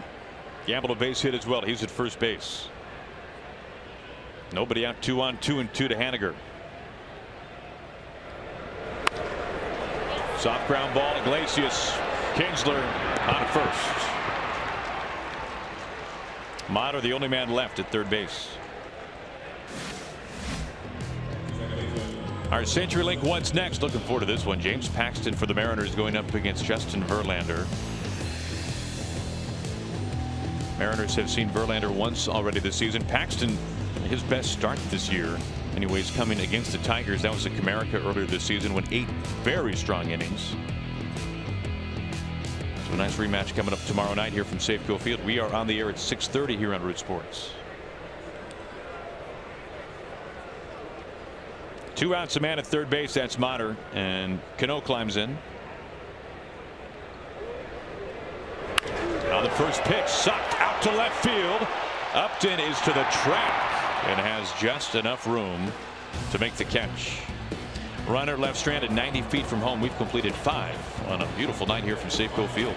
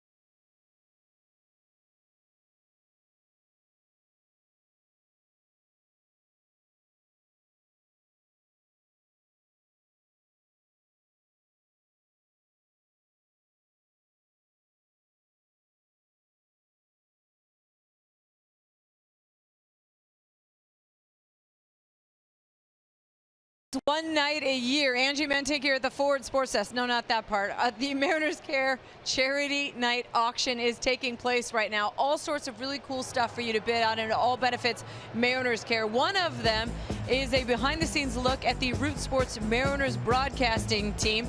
You go up to the broadcasting booth and you'll enjoy Safeco Field from 4 seats in the Terrace Club.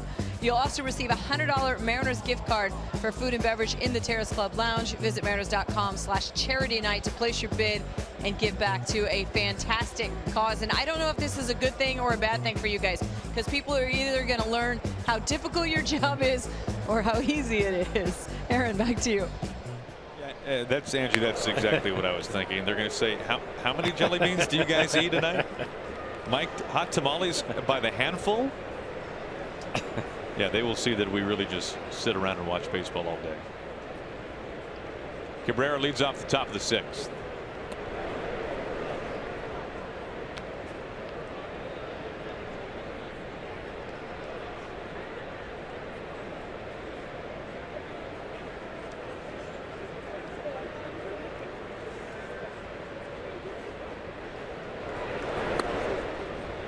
Cabrera hitless last night.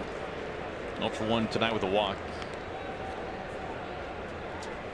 Absolutely smoked one to Kyle Seager that turned out to be a double play ball.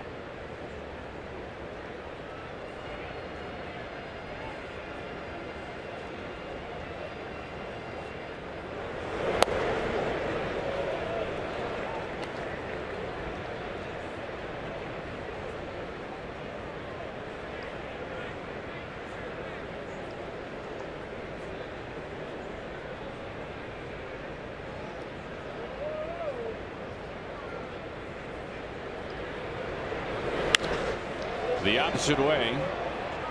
Haniger able to settle underneath it. 1 down.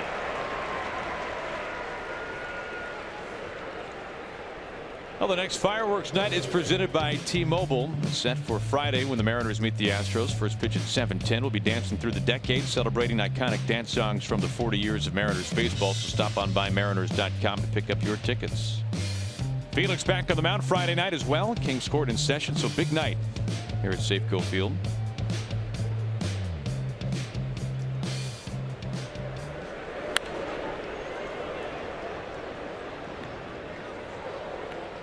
Strike 1 to JD Martinez.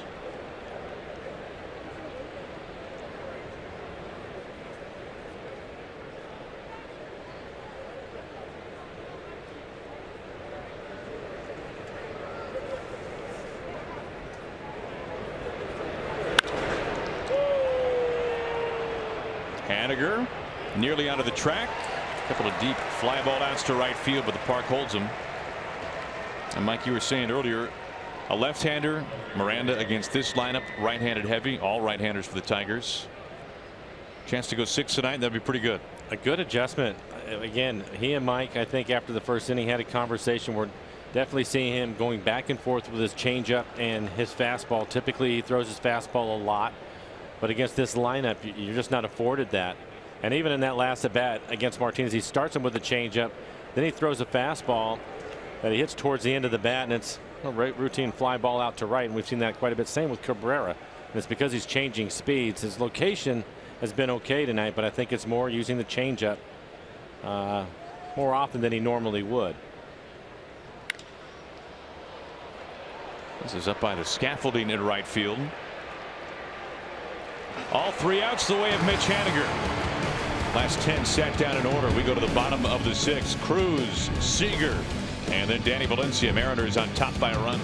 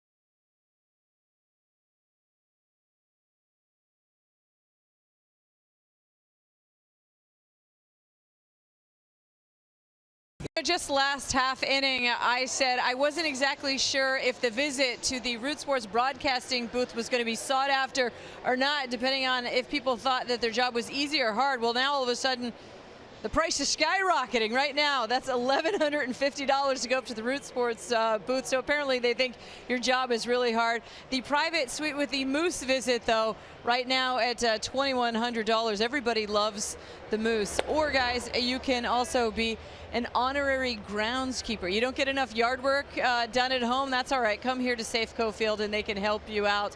And then also we have a Root Sports suite with a visit from the Root Sports crew. It's all there for the taking at Mariners.com/charity night, guys. Thank you, Angie. Hey, Bob Christopherson, he'll put you to work if you're on the grounds crew for a day. Nelson Cruz leading off the bottom of the 6th.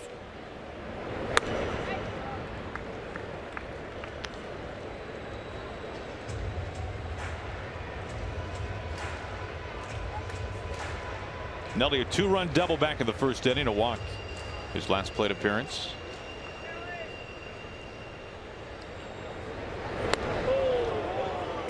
Almost lost his helmet.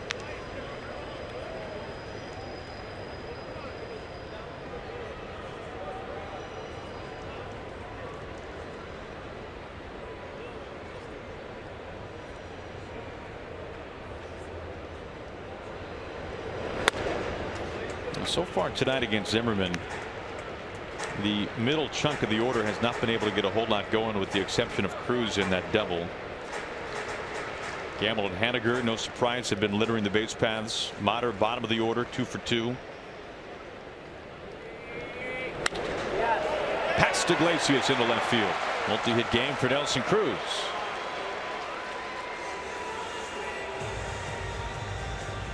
Now Cruz has reached all 3 times.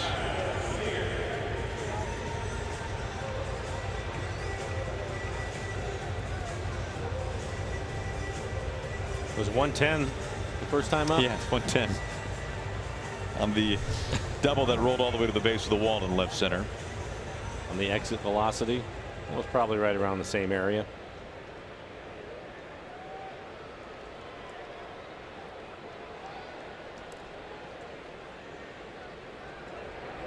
Leadoff man aboard here is Kyle Seager.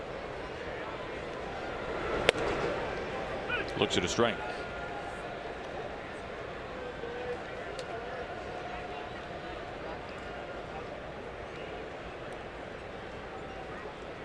What's your feeling on the exit velo, Mike? Because as we have become more used to this in the game over the last couple of years, 110 kind of seems to be the floor of, okay, this is really something if you're at 110, and that is not to look down on 108 or 107, but once you get to that 110 neighborhood, that's when things really start to get interesting.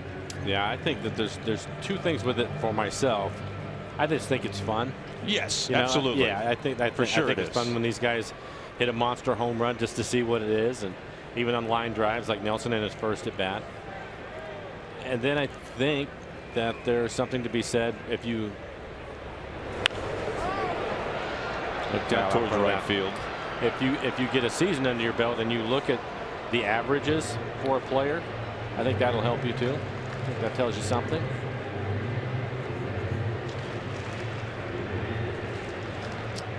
Well, of course, this year Aaron Judge has been defying exit velocity. Right. 119 3 times, 121 another. That was a home run. I can't imagine what that would be like, especially being a third baseman and seeing that in my general area. Much less being a pitcher. Because you bring up a good point. Rarely, until Judge and Stanton, we can't forget about Giancarlo Stanton, rarely do we see the top exit velocities being home runs. But more times than not, they're actually outs. Right. Line drives.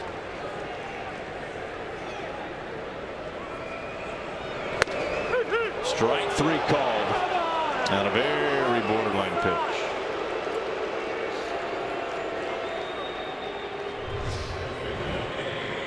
And we'll take a look at it.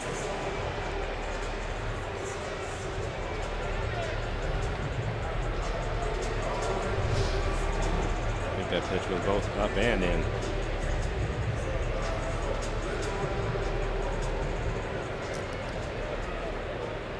You know, to your point of the outs, Judge, Stanton, Brad Miller,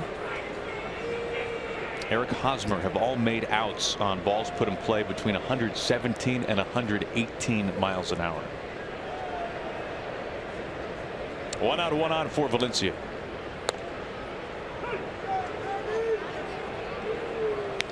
Now Danny not pleased with that. Looked like a strike, however.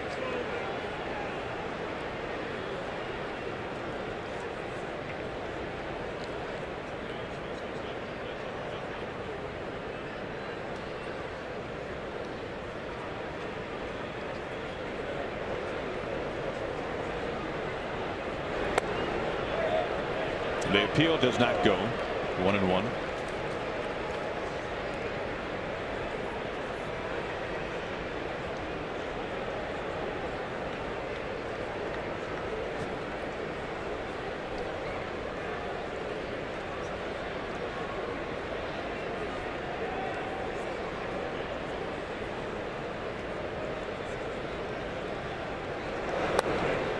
Valencia ahead 2-1.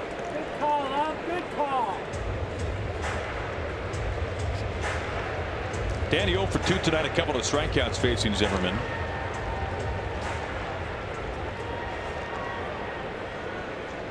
Zimmerman at 93 pitches. His high is 108, which was his last start when he went 8 innings.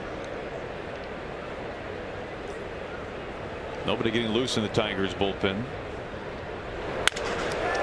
And to left field, Upton closing on it and able to slide and make the catch.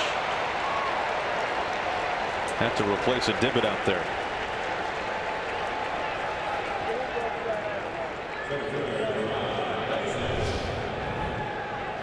Great concentration. So he catches it just before it hits the ground, and he does. Able to hold on to it. A little bit of a late break, and it's because it was hit off the end of the bat. Speaking of hard hit outs,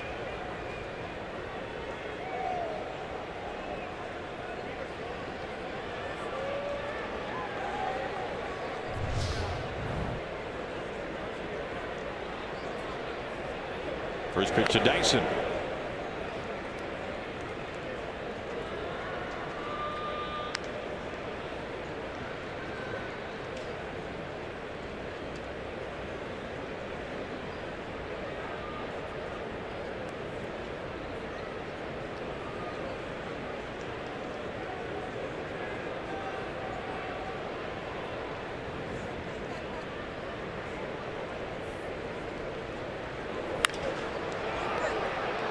Soft fly ball to left center. Motter, who's had a pretty quiet night defensively in center field, makes the catch with 2 hands. That'll end the inning. Congratulations to Dominic, young Mariners fans, coming to the ballpark today, getting his first batting practice ball. So congrats, Dominic. Take that one home, find a special place for it.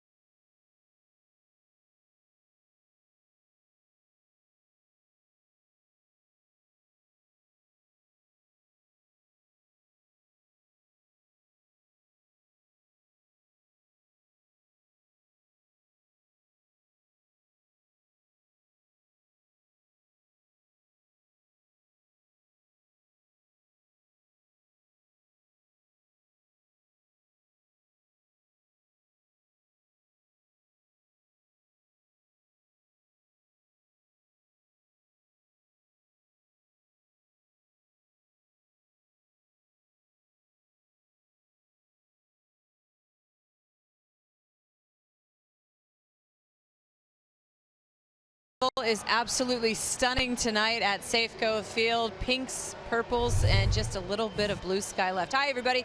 Angie Mentink here at the Ford Sports Desk. And you actually kind of have that view. I can't promise that sunset if you bid on it and get the VIP game day experience that is going on right now. It's all part of our Mariners Care Charity Night auction going on right now. Place your bid. You 3 guests have the VIP experience of a lifetime. Special on-the-field guest of the Mariners. Your group gets to watch BP from behind the cage, complete with a photo opportunity, dinner, beverages, and the Hit It Here Cafe, and you will get to enjoy the game from your lower box seats. Pretty cool. Mariners.com/charity night. Guys? Good experience there. Thank you, Angie.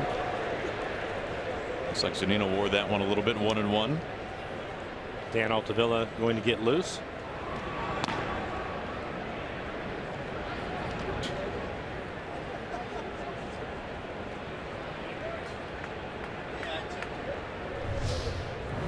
We'll take a look at it.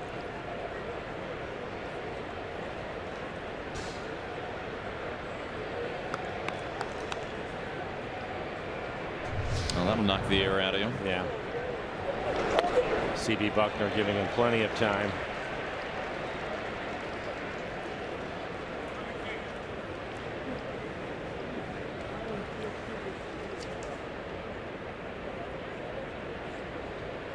Hicks, the former Mariner, made his major league debut with the Mariners back in 2015.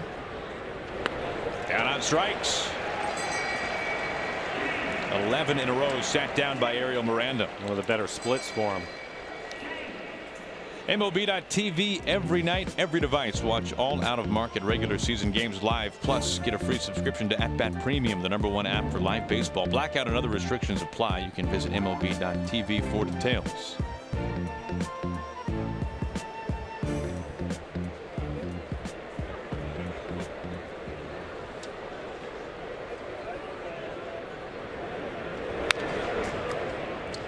This has not been a big strikeout night for Ariel Miranda. That's his 3rd. We've seen the strikeouts kind of come and go this year for Ariel. He's tied a career high with 9 a couple of times. But tonight has pitched into the 7th with only 3 punch-outs. Yeah, the key to him most of the time is getting to 2 strikes so that he can use his split. And some teams are going to be more aggressive with him. And they have been tonight.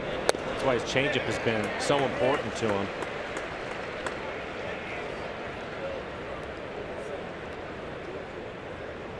Now at 88 pitches. His high is 105.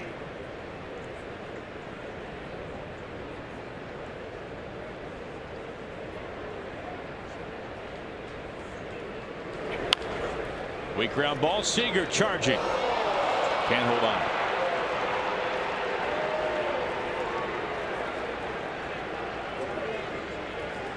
E5 on Kyle. Saw it earlier in the game. Motter can get down the line. I think Kyle maybe rushed a little bit as it went off the heel of his glove.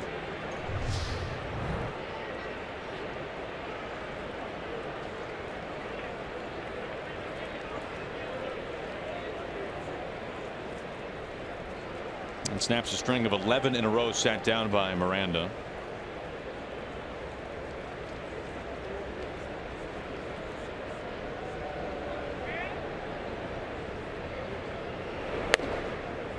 McCann showing bunt, looking at ball 1.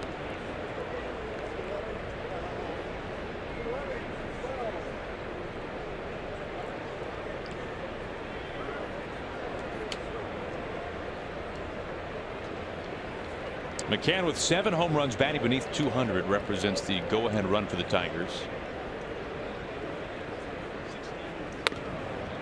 2-0.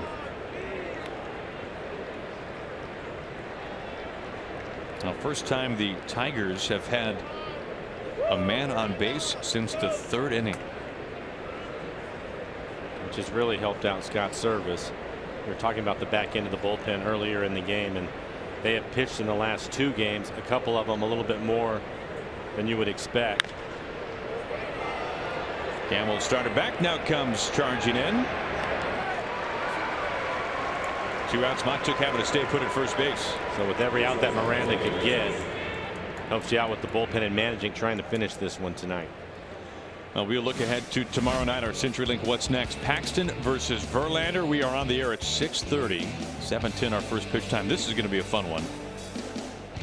Both teams having pitched against the opponent once already this season, and both pitching very well against the other side. Should be a fun one tomorrow night from Safeco Field. Strike one to Iglesias. Iglesias not a guy that you peg as a home run hitter. Has 2 on the season, but he's hit well last night in game 1. 0 for 2 tonight, and don't want to give him a chance to get on base and turn the lineup card over.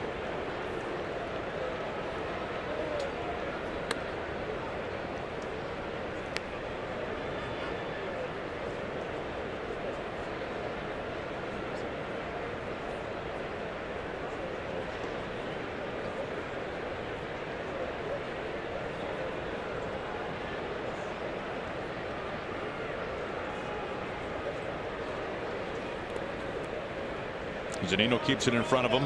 2-1.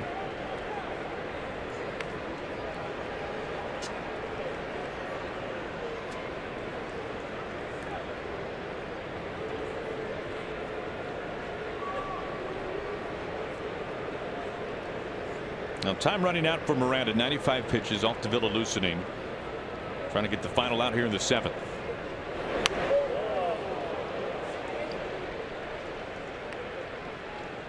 Mike able to snatch that one and keep it from going to the backstop.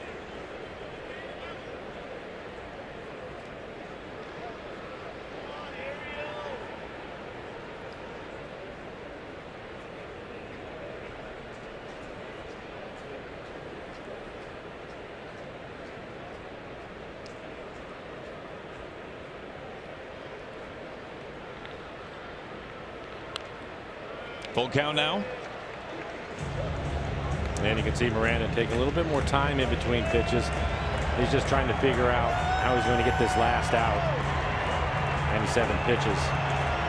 He's definitely running out of gas.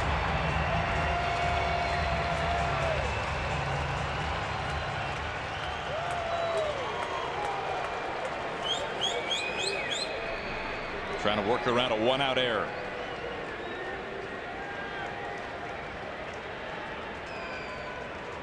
Miranda's 3-2. Good fastball at 92 right on the inside corner.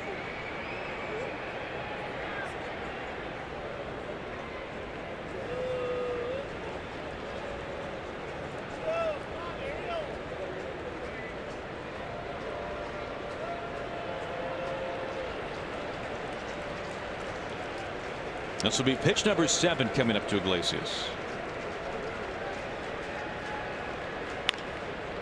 And to left, Gamel coming in on it, puts it away for out number 3. Ariel Miranda, 7 strong innings, only 2 runs to the Tigers, and he strands the tying run at first base.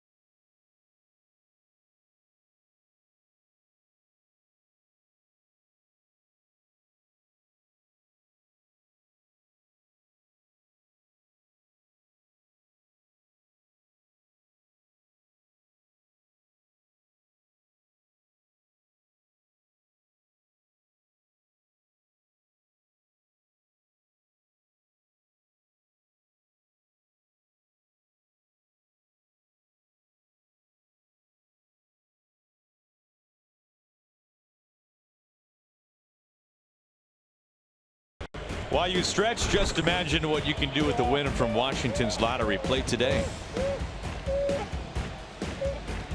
Now some fine work by Ariel Miranda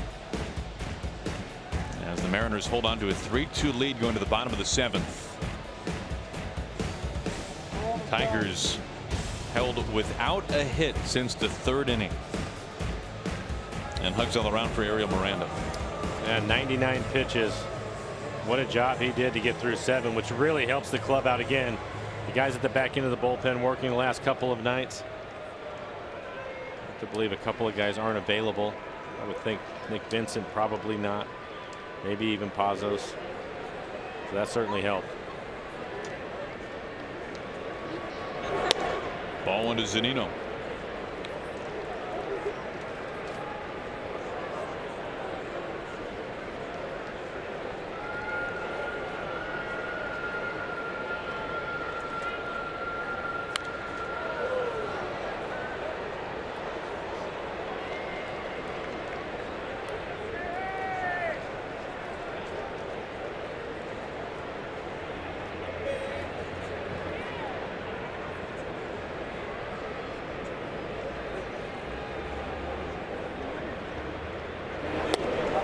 Ball and 2 strikes. Activity inside of the Tigers bullpen as the next pitch will be number 100 for Zimmerman tonight. Shane Green and a stump. We saw stump last night.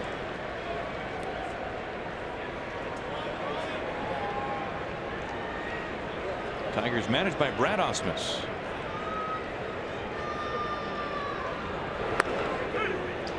Zunino caught looking, and he is not very happy about it. He shouldn't be. It's not a strike.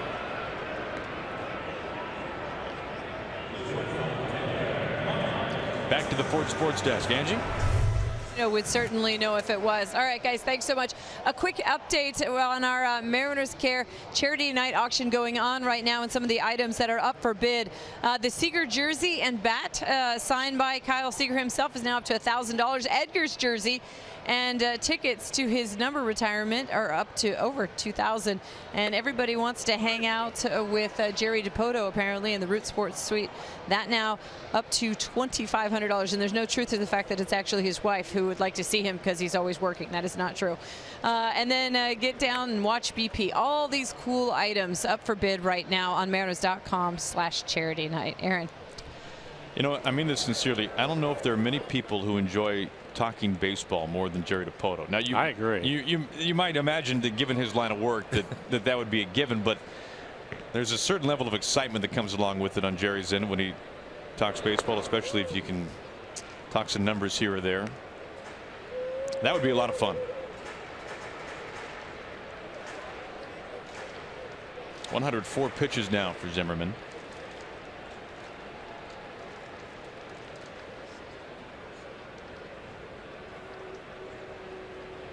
Time call.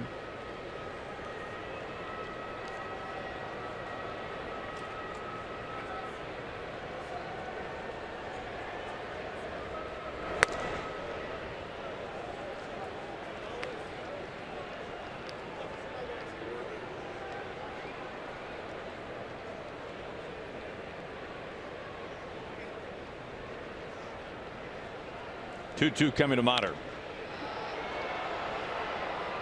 Upton in left field calling off Motter. 2 outs. Hope you can join us Friday to celebrate the return of the King when the Mariners host the Astros. Felix Hernandez makes his highly anticipated return to the mound. You can cheer him on from Kings Court, where tickets are only $25 and include a Kings Court t-shirt and K card. You can get tickets by simply going to Mariners.com/Felix. That'll be game 1 of 3 against the Astros. 2 outs, nobody on, bottom of the 7th, and we've got a pitching change.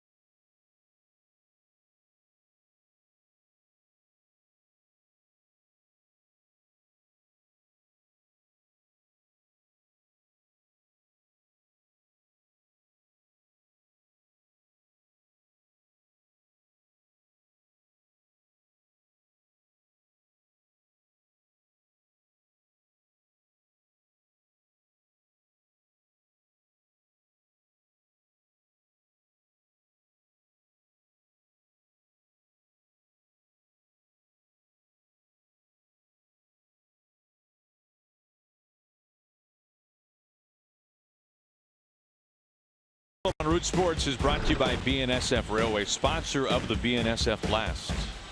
By Money Tree, proud to make a donation to Mariners Care for every Mariners win.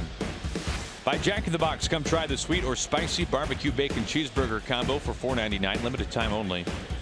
And by CenturyLink, connecting you to the power of the digital world. Well, nice view from First Hill earlier tonight. Looking out on Safeco Field. Roof is now closed, and we'll see the final numbers for tonight's Tiger starter, Jordan Zimmermann. 6 2/3, 6 hits, 3 runs, all of them earned, 3 walks, 7 strikeouts, 106 pitches, 64 of those for strikes. New pitcher is Daniel Stump for the second straight night, now facing Ben Gamel. Good fastball at 94. Also has a change and a slider to go with it. Just 5 1/3 on the year.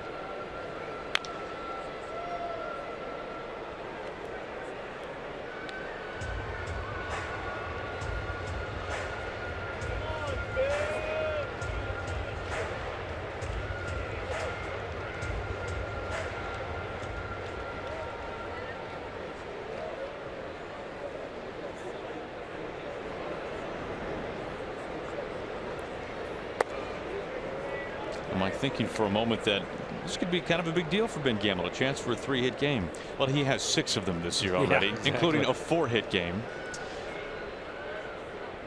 This would be far for the first time. He's been impressive. I mean, even facing left-handers this year, getting well over 300 against lefties. Yeah, the numbers entering tonight: 333 left on left, nearly 350 against right-handers.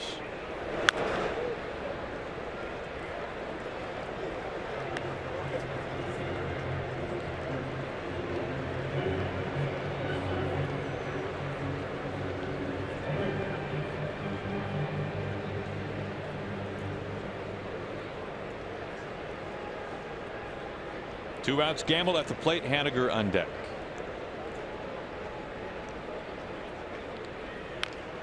And on the knuckles.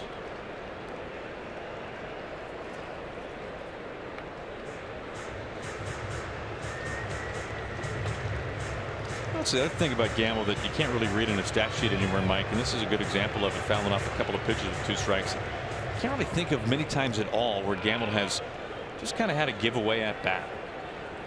No, I would agree with that. I mean, you're not going to get a hit every time, but he has not been an easy out as we see him fight off another pitch with 2 strikes. Yeah, this will be the 8th pitch coming up in this at bat. We've mentioned this before. The magic number for Scott Service for Edgar Martinez is 8. And if you can have a plate appearance that spans 8 pitches, regardless of the outcome, you have won. Especially when you're thinking about wearing down a starting pitcher.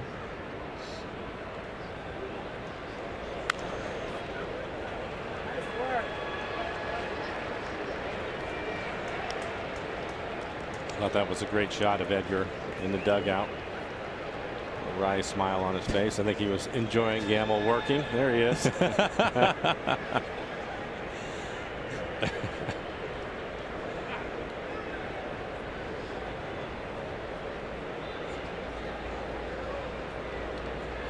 Pitch number 9 to Gamel. Shot to center. Motter is only watching, saluting. It takes a glove off. Wow. Serious pop. Ben Gamel, number 3. And a big run for the Mariners. They now lead it 4-2. Nine pitches, fouling off sliders and 2-seamers in on his hands. Was fighting his way until he got a pitch that he could handle. And he gets a fastball out over the plate. Cool evening here at Safeco Field. To go out to center field, typically you have to be one of the big boys, but flexing a little bit on this.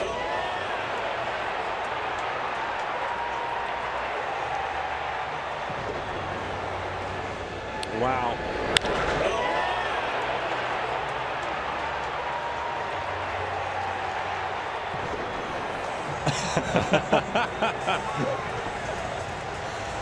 Well, the effort was strong. Ben Gamel, 3-hit night to say the least.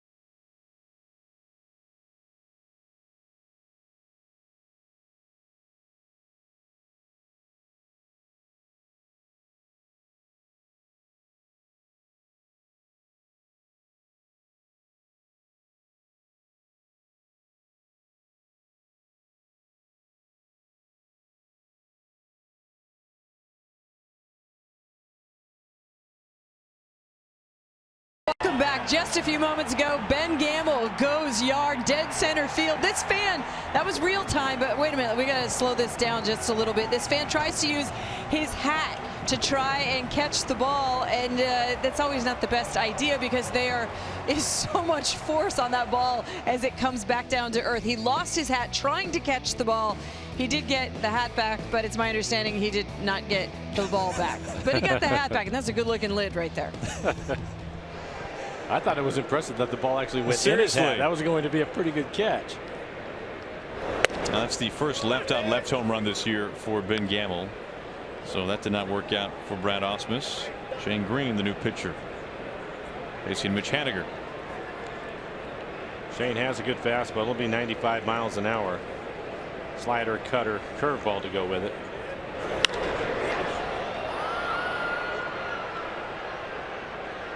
Mott took over from center to make the catch. Big run for the Mariners. They now lead it through 2. They lead it by 2 through 7 as Gamble's home run worth another look.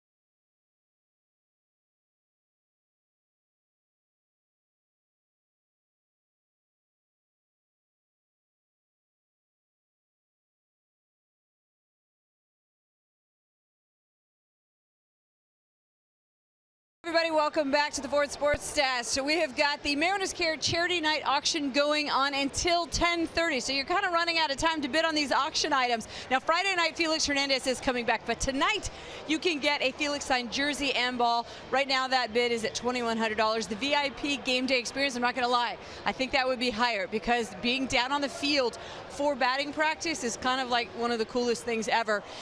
Cruz signed jersey right now at $1,550. Diamond Club tickets, those are fantastic. There's no better way. It spoils you though, because if you think that baseball is like it is in the Diamond Club, well, it's just kind of like an altered reality world down there. It's a pretty fun way. And the team signed baseball now up to $1,000. Please go to mariners.com/charity night and please bid on this, all for a fantastic cause. Guys? Okay, thank you, Angie. Ian Kinsler leads off the top of the 8th. What a fine start tonight from Ariel Miranda, Mike. 7 innings, just 4 hits, couple of solo home runs, 2 walks, 3 strikeouts, 99 pitches, 59 of those for strikes. The 1-0. Well, our Beacon Plumbing call to the pin brings on Dan Altavilla here to work the 8th inning. Where Dan, 24 appearances on the year. Back and forth really with his command. It's the reason why the ERA up over 5 for him. But 30 strikeouts in 25 innings pitched. And as you can see, he has a good fastball. He'll be 95 to 99 with a hard slider. Well, his ERA jumped a run and a quarter after his from two outings ago rather, and the 3-homer outing his last time out.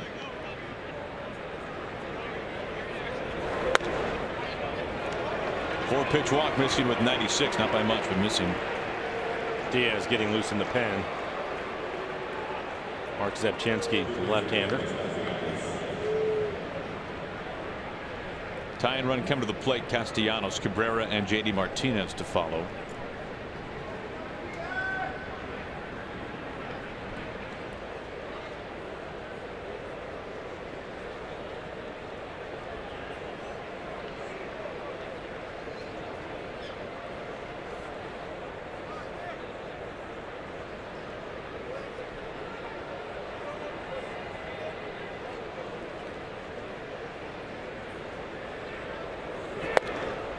Mike, earlier tonight we were talking about how effective Vincent has been. Same story for Pazos. We know what Diaz is doing now since his return to the closer's role.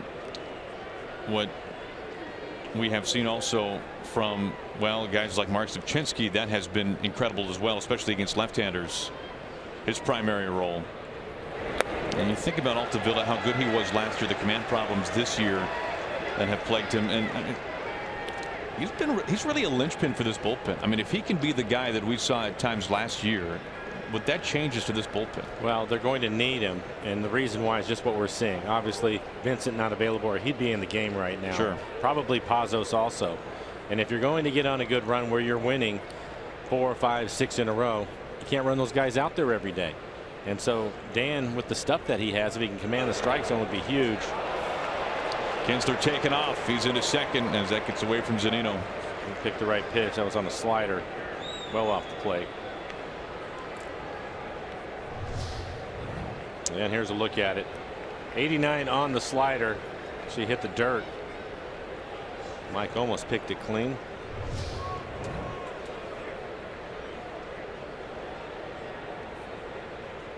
Now, Kinsler does not run as much as he used to when he was back in Texas. That's his 4th bag of the year.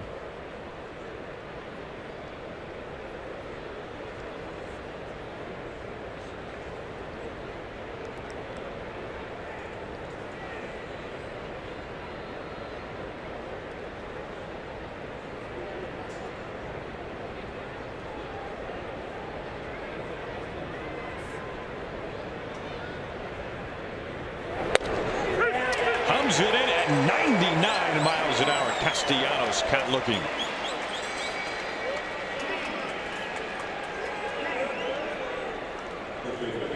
And again, there is no denying his stuff. 99 miles an hour, right on the outside corner.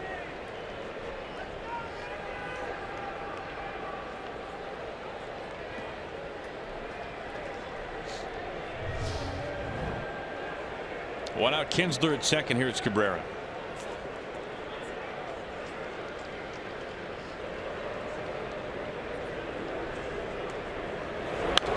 Strike one.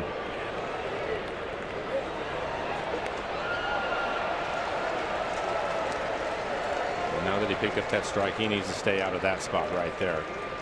Cabrera, tremendous power, especially the other way. It's a good fastball at 98, probably middle away.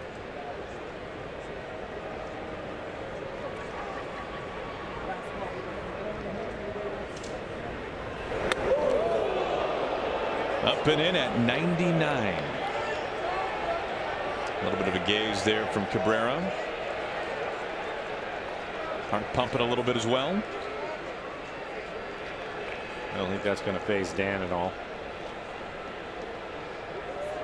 Dyson shading towards right center field. Seager on the line at third. Trying to stay away from the double. Altavilla ready to go as Cabrera catching his breath.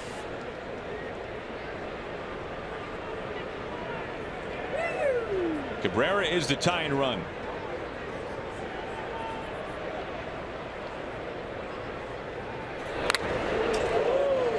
One and two. And nothing but gas here to Miguel Cabrera. He's throwing hard. Now that he's had 1 and 2, if he throws a slider, he has to throw it off the plate away. Try to get him to chase it. Does not need to throw for a strike. Zunino regrouping after taking that one off the mask. He's had a rough night back there. For the 1-2. Wow. Strike three called. Slider gets Cabrera.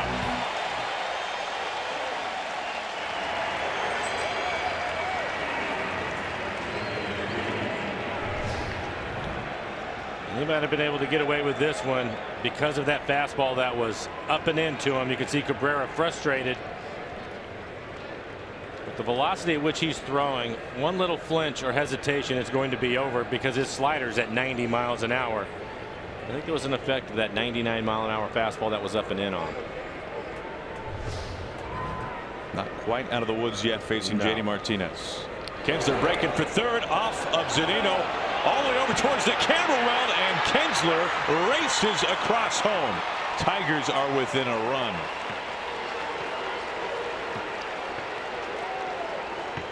Stolen base, wild pitch.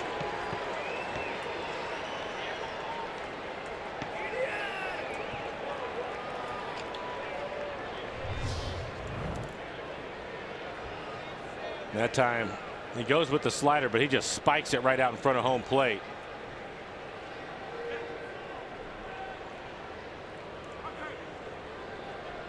Now, Kinsler had 3 steals all year. He had 2 on that lap around the bases.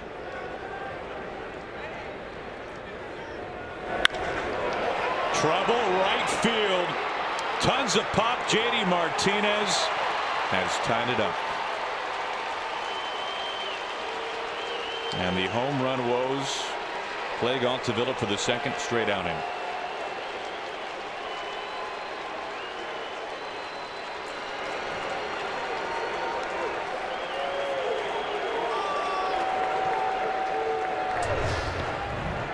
And here you go, fastball in the middle of the plate.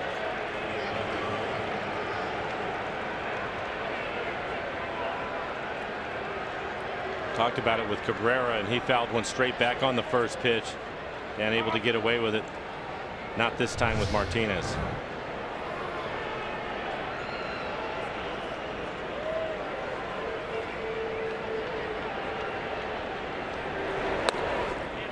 Ball 1 to Upton.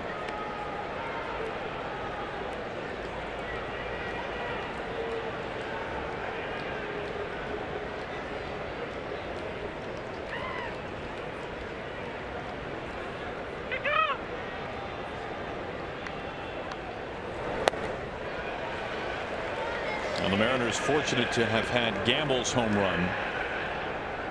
Otherwise the Tigers would be leading by 1. Upton a home run tonight, a leadoff shot to begin the 2nd.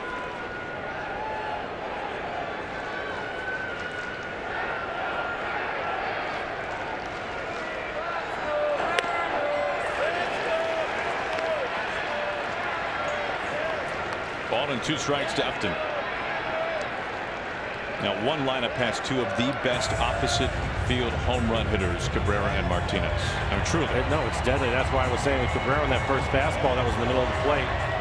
Dan was fortunate that he was able to get away with it, but you have a couple of them in a row, and Martinez makes him pay almost in the same spot. Gets Upton looking, 99-mile-an-hour heat. 3 strikeouts for Altavilla. Couple of looking, but damage done.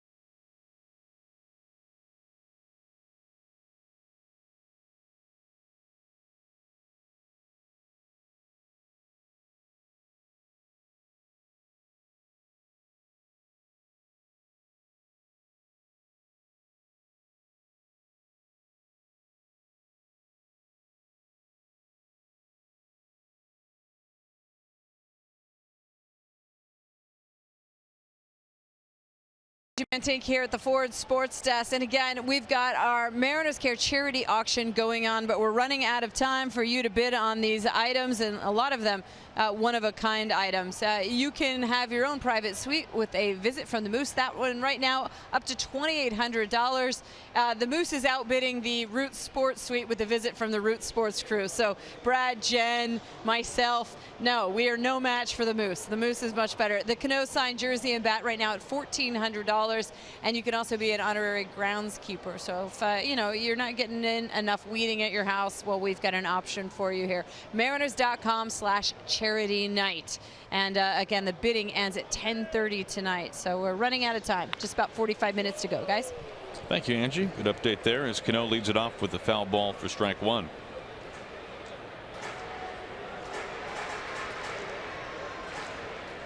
And the good news for the Mariners, middle of the lineup. Cano, Cruz, and Seager.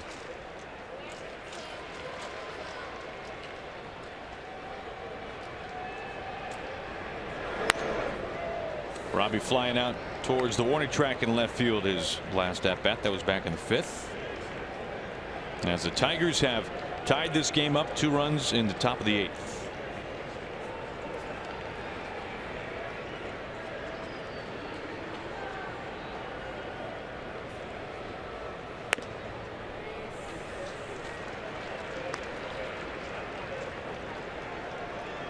Shane Green, the second reliever used tonight by Brad Ausmus.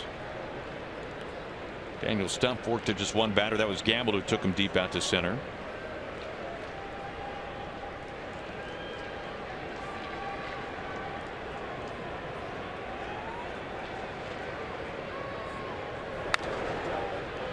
Two balls and 2 strikes to Cano, leading off the bottom of the 8th. JD Martinez.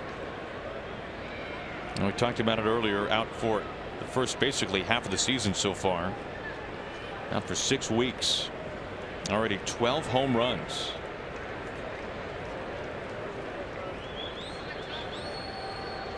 Time call.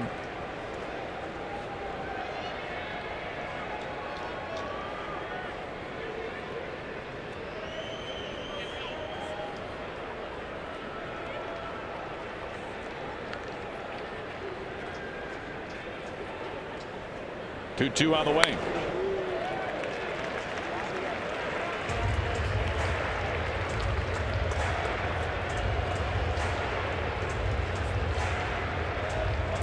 Cruz looming on deck. He is 2 for 2 with a walk. Also driven in a couple.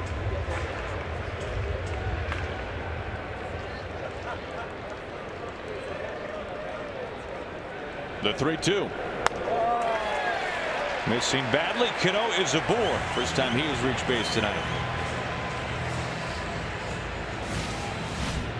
Our CenturyLink What's Next. We focus in on Friday night here at Safeco Field, the opening game of a 3-game series against the Houston Astros, and we are excited to welcome back the King. King's Court will be in session. We'll be on air here on Root Sports at 6:30. Felix coming off the disabled list. 3 rehab starts, and Felix will be taking on Joe Musgrove and the Astros. Part of a 9-game homestand. 2 more against the Tigers and the Astros coming to town before a day off on Monday, and then the Phillies for 2 games. Eager to have Felix back up on the bump.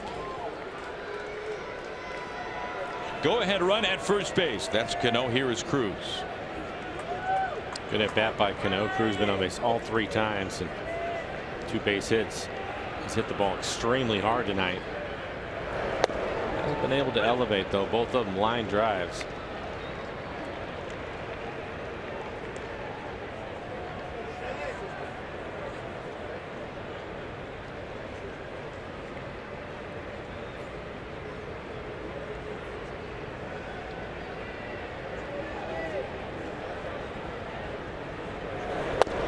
Nothing at 2.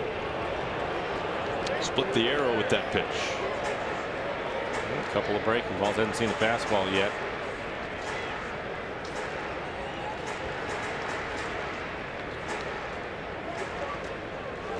Seager on deck.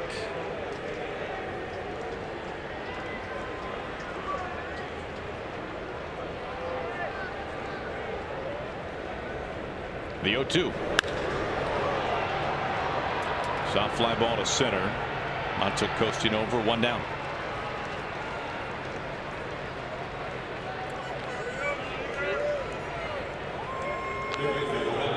First time Nelson Cruz has made an out tonight.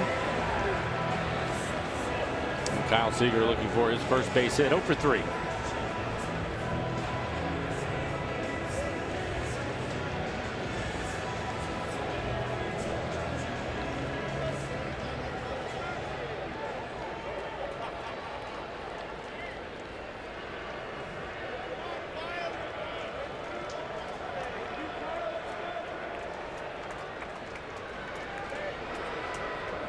First pitch on the way to Seager. In the dirt.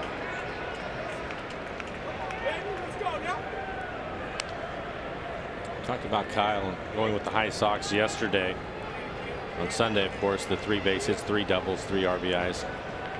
So he goes back yesterday without getting a hit. Pants go back down, but now he's having a tough time today. And here you go. Good call. We got the UNC batting gloves. This is straight from the college years for Kyle. Trying something different. Hopefully it works.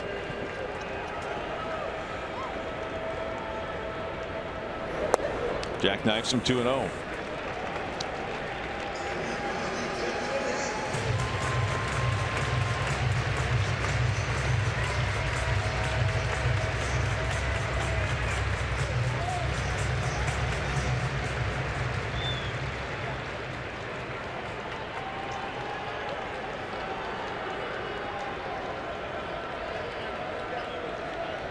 Green has given up just 1 home run so far this year.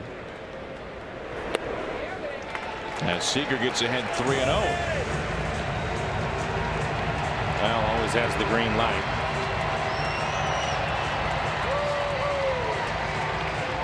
Green throws him a fastball. He's going to try to throw it away. Has a little bit of run to his fastball, but Kyle typically will look middle in. Now, despite being a right-hander, Green has been very tough on lefties. Only 2 extra base hits, both doubles. The 3-0. Taking a 4-pitch walk. Very close pitch. Green's walked 2 of the first 3 hitters. And the go-ahead run for the Mariners. Robbie Cano is in scoring position.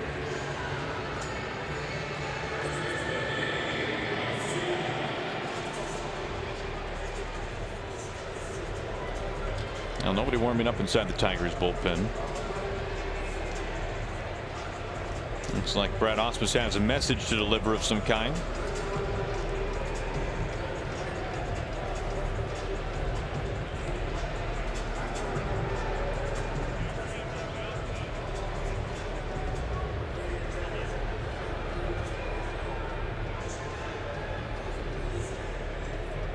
Quick scouting report on what they want to do with Danny Valencia heading to the plate.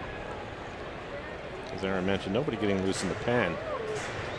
This is a bullpen. We mentioned this last night for the Tigers. This is not a bullpen that is loaded with high leverage arms. Not many guys that Brad Ausmus can go to with the lead or in a close game like this. Green is one of them.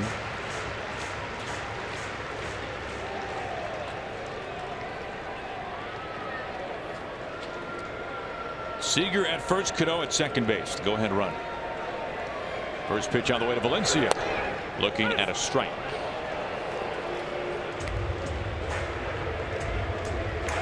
Danny has driven in 18 runs in the month of June. His 5th best in the American League.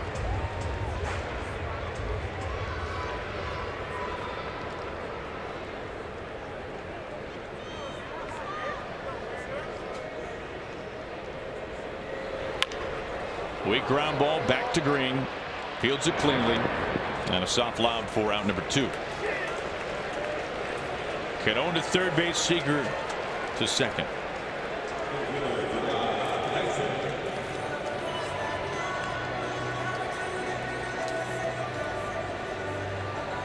Rod Dyson, over his last 21 games, hitting .348.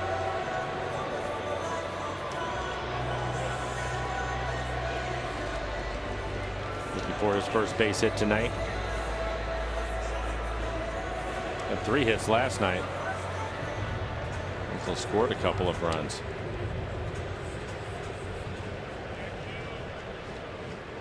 Diaz getting loose to pitch the ninth. 2 outs, runners at second and third base for the Mariners. Castellanos, the third baseman, in on the grass.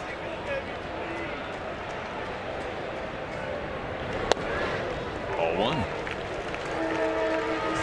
Not missing by much.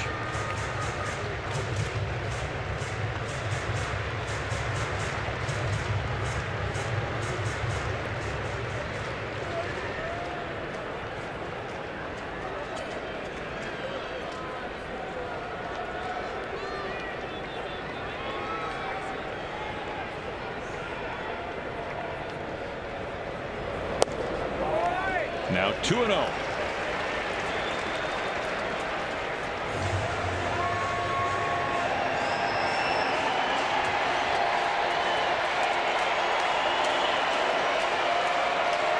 Tigers with 2 runs at the top of this 8th inning to tie it up. Mariners trying to regain the lead in the home half. Cano at third, Seager at second, both reaching on walks.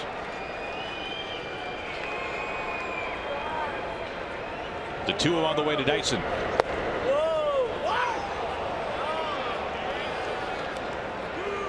Did not want to give in to him. A breaking ball. 2-0. First base is open. 82 miles an hour on that pitch.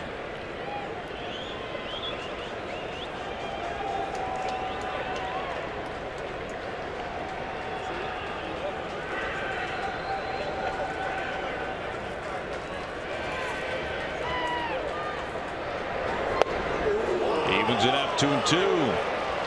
Now Dyson not happy. You can see where it is on the tracer.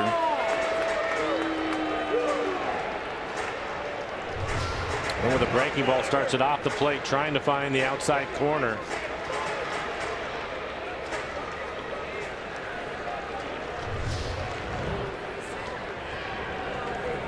Go-ahead run for the Mariners is 90 feet from home.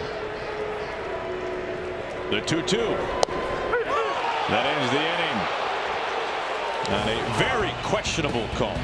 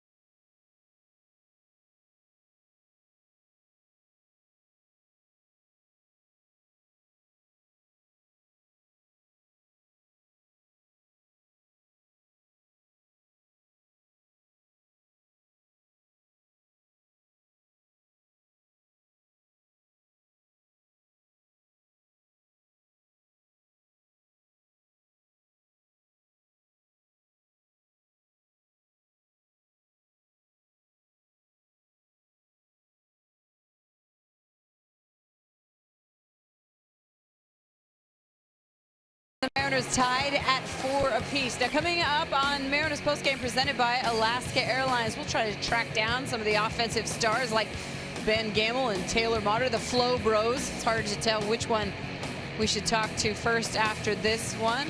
We will also get Ariel Miranda's thoughts on his start tonight, and as always, we will hear from the skipper as well. It's all coming up on Mariners postgame presented by Alaska Airlines. Hey, a reminder, it's only about a half hour to go before pencils down in our Mariners Care Charity Night auction presented by Root Sports, and here are some of the updated numbers on where things sit right now. Please log on to mariners.com/charity night And again, the bidding ends at 10:30. You're going to want to buy these things before you go to bed tonight. Aaron. Thank you, Angie. John Hicks leading off the top of the ninth. Facing a new pitcher, Edwin Diaz, on the mound for the Mariners. 27 appearances, a 2-2 record, a 3.25 ERA, 36 strikeouts, and 27 2/3. Opponent's hitting just 167 against him. Haniger over for a look, but now 1-1.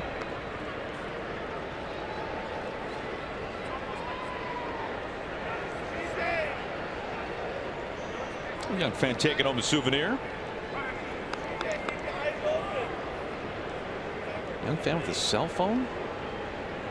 He's having a good night. Looks like he has a new hat. Well, he has a baseball. This is a good night. It was a good night. Any friends to text? Are they all doing that? 1-2.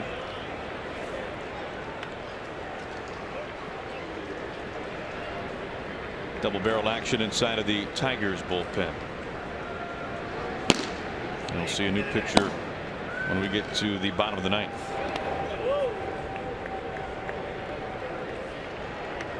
Two balls and 2 strikes.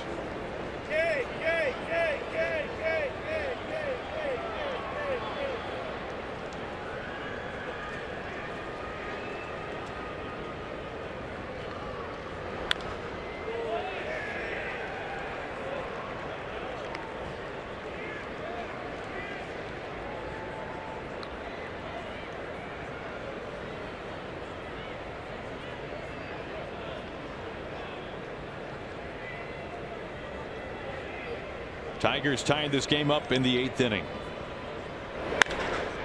Through the left side. Go ahead run for the Tigers is aboard. Hicks 2 for 4 tonight. Picks up a base hit on a slider. Take a look at the location. They want to go away with it. Ends up in the middle of the plate. Seager playing on the line at third. No chance to get to it. Trying to take the double away. Pinch runner. Romine's going to pinch run for Hicks. End up having a good night.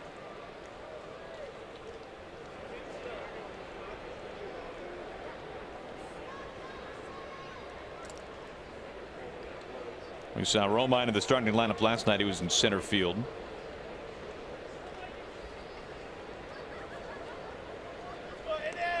Keep an eye on him right away.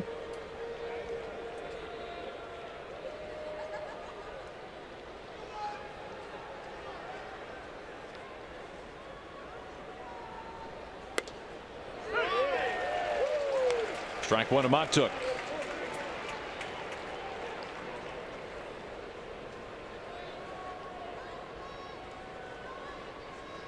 Familiar face, Lloyd McClendon, back with the Tigers as their hitting coach, managed with their AAA affiliate last year. Former Mariners skipper.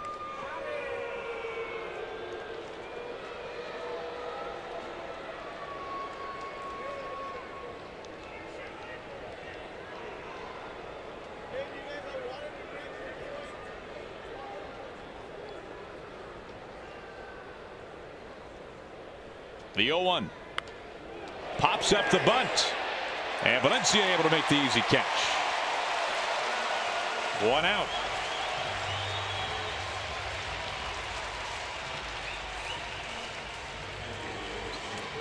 Gets him to bunt. A pitch at the top of the strike zone, maybe even out of the zone. Tough to get that on the ground. So well executed by Diaz.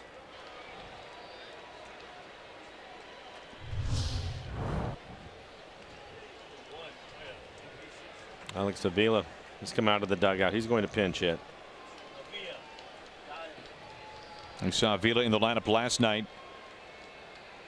Finished the game hitless, although he did reach base. That snapped his brief 5-game hitting streak. But he has been one of the best on basemen in baseball.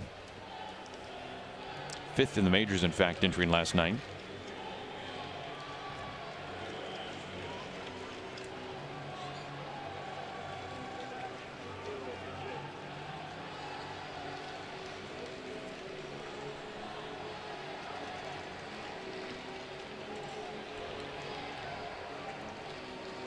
Mel wants to have a quick word.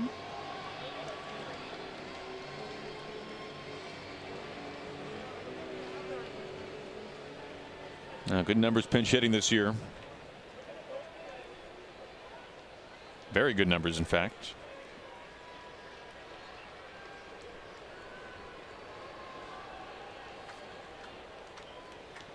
Dyson shading towards left center.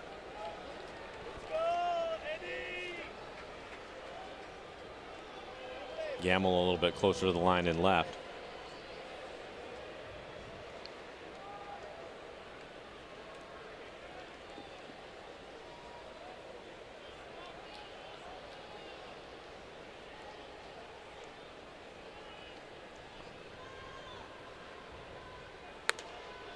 Ball one to Avila, missing with 98.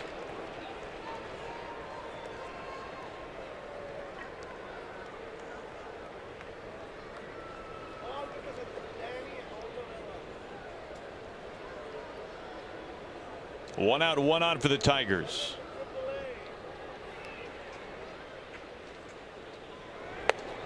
One and one.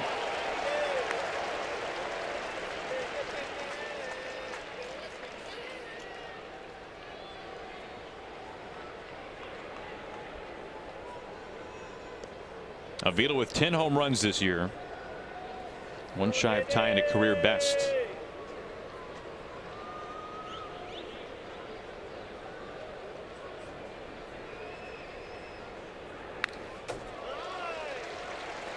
Gets ahead with a 99-mile-an-hour fastball. 1-2.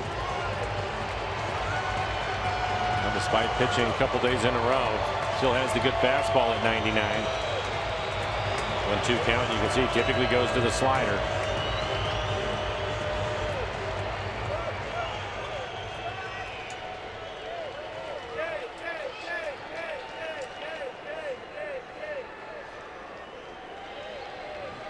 Go ahead run for the Tigers at first base. Another fastball at 99.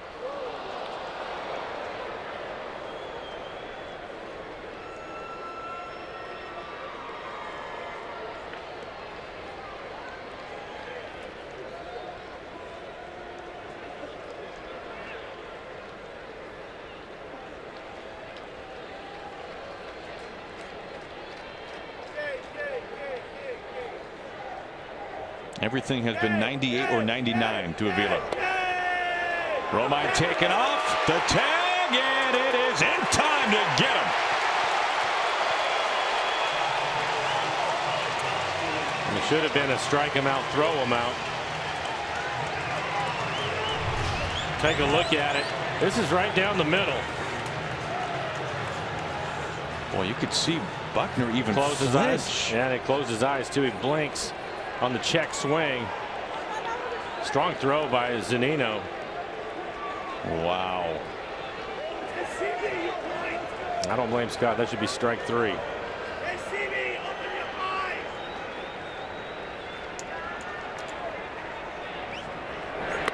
Gets him anyway.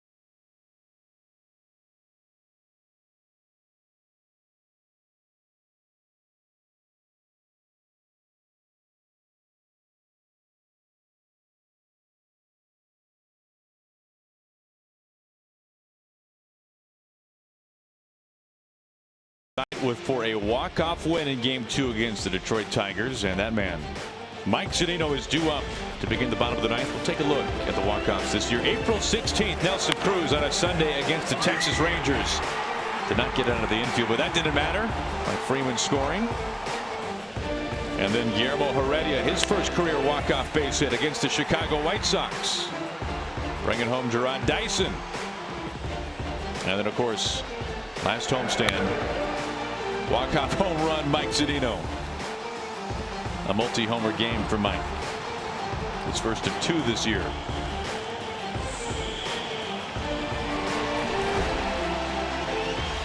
Mike looking for his first hit tonight, having an extraordinary month of June, and well, that included last night. What a great at-bat.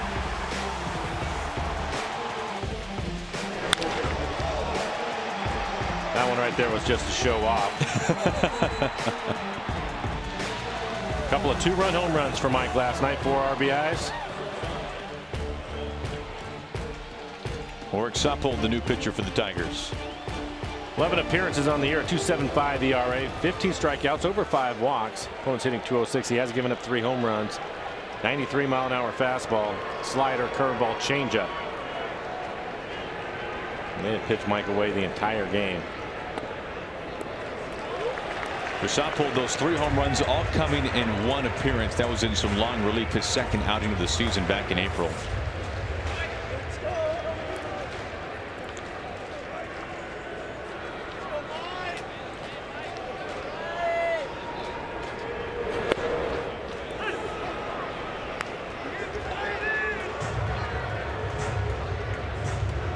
And we just saw footage of Mike's first career walk-off blast. His first career walk-off home run at any level in his career, even going back to his days in Florida.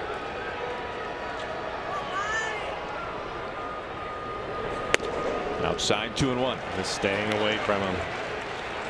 That's what we've seen all night. Avila stays in the game behind home for McCann. He pinch hit.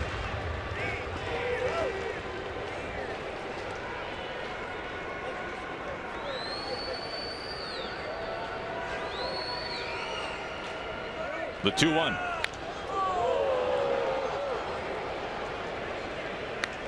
He had a pretty good pass at a slider. Again, look at that. It's perfect pitches on the outside corner.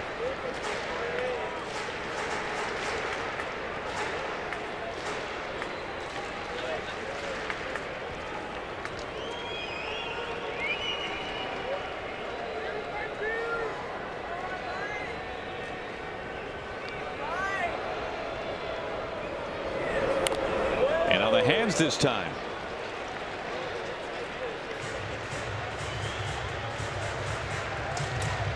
Zunino, Motter, Gamel due up in the home ninth.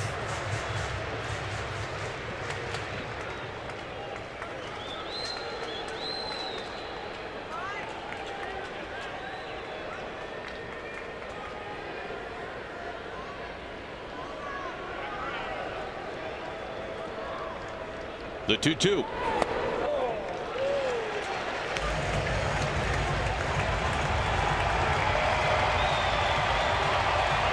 Motter waiting his turn as the count goes full to Zunino.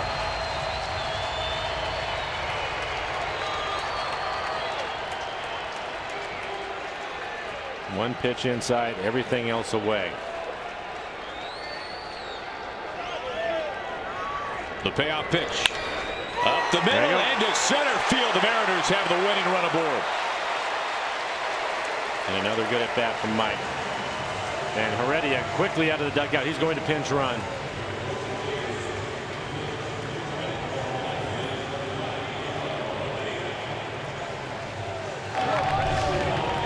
Another pitch away from Mike. And hits it hard right back up the middle. They stayed away the entire time.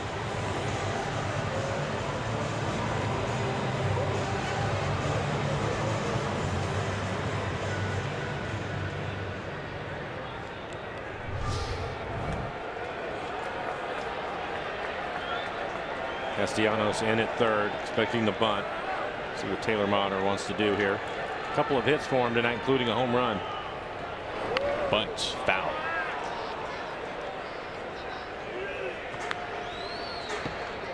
Now that home run was the go-ahead home run in the second. For Motter, his 7th of the season. And the usual finish.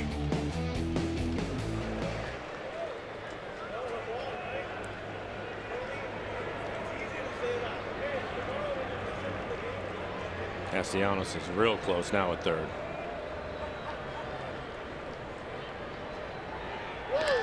An eye on Heredia.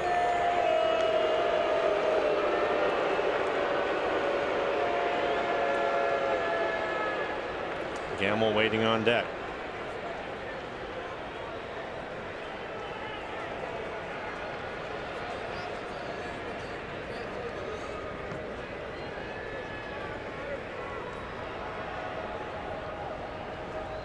Now the 0-1. Bunt popped. Easy play, Soppold. Hardest part was the hurdle over Cabrera.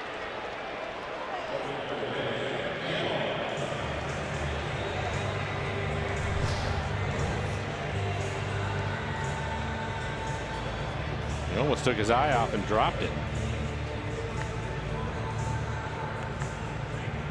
Trying not to spike the franchise there. A chance for the second 4-hit game for Ben Gamel this year. And the cycle.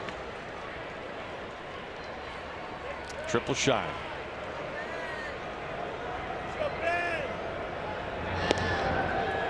There have been 4 in franchise history. Beltre the last in 08. Difficult to do. The outfielders are all playing in front of the warning track.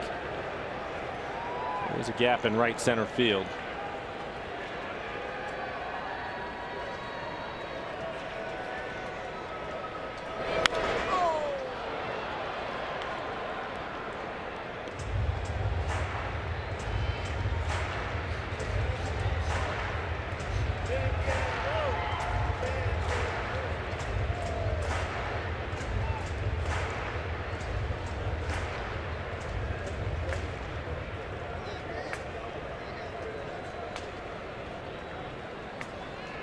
Heredia the winning run, leaning towards second. And time called.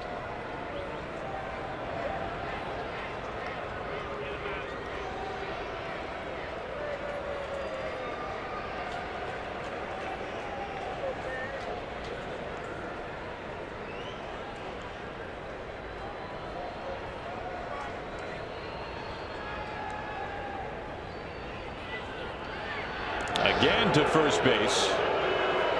Closer this time. I think he slipped a little bit trying to go back, or maybe he was leaning.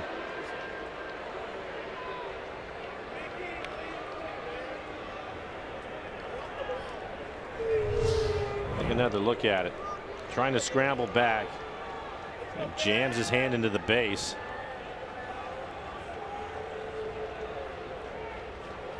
Well, I'm not going to take a look. Yeah. Unfortunately, his hand comes up off the base.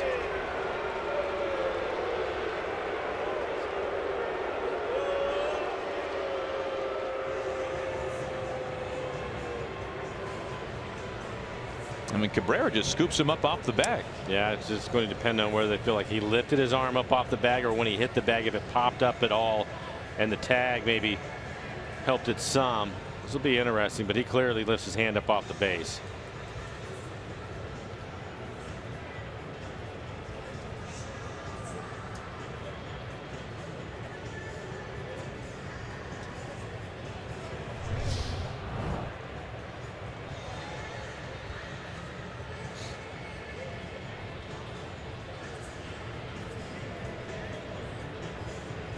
This would obviously be terribly costly for the Mariners.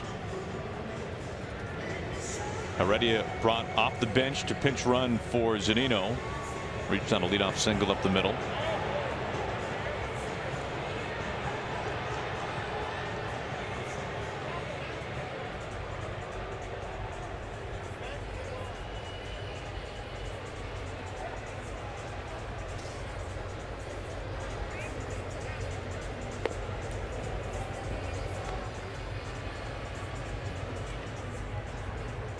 It would be costly with his speed and the way that Gamel is swinging it. Any extra base hit, Heredia would score on it. There we go. See what they decide. And this seems like it would be encouraging for the Mariners.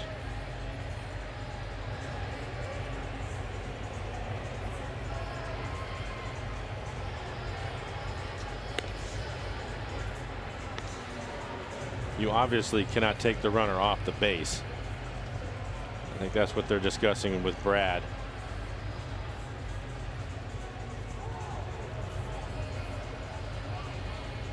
And now talk with Scott. They have not signaled anything. No, which is strange, isn't it? Well, they can't talk to everybody in the ballpark.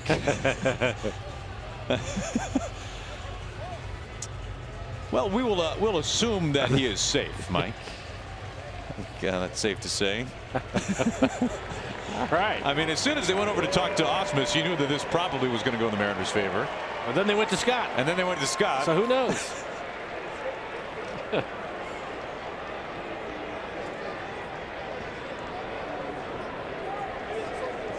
That is now a lost challenge for the Tigers.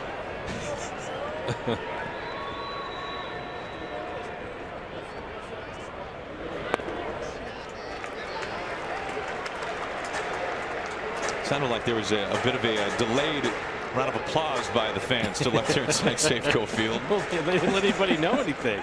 Be curious to hear what Scott has to say after the game. So Heredia is still at first.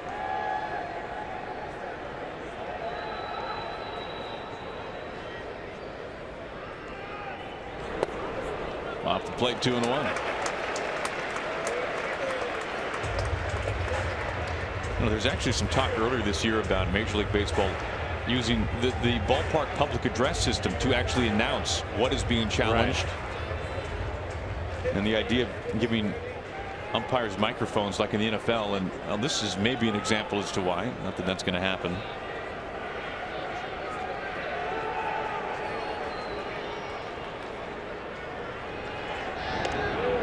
Already back in safely, no question this time.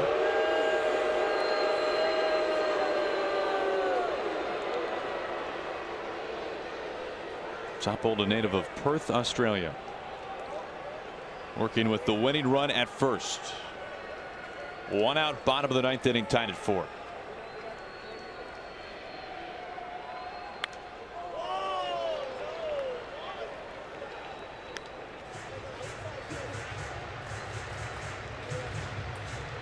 Mitch Haniger waiting on deck. Without a hit, but has reached twice, a couple of walks. Mariners trying to walk off with the win here tonight in game 2, winning last night.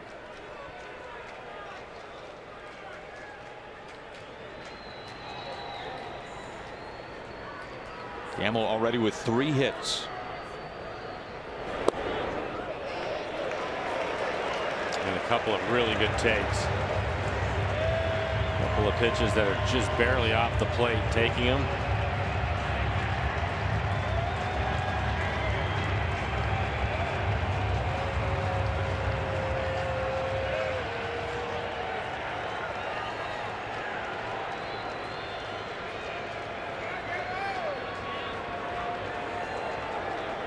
Three-two coming to Gamel. 2 outs. I've not seen many strikeouts lately from Ben Gamel.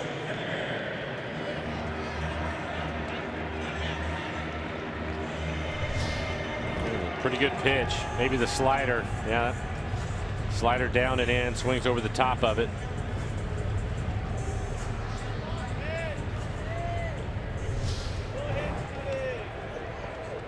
It's up to Haniger.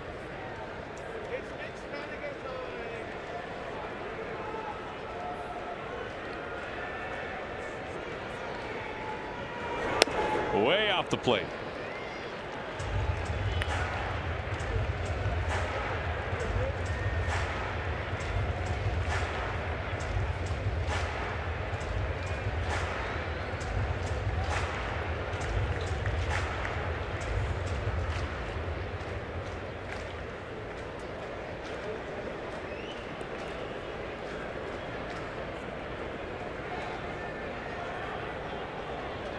The 1-0.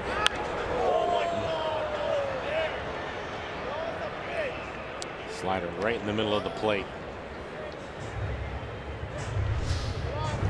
Take a look at it. Not a lot of break to it, just right there for him at 88 miles an hour.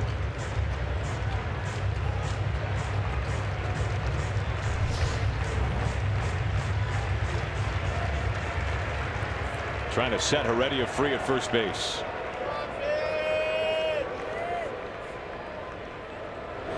Hits him. Haniger aboard for the third time without a hit.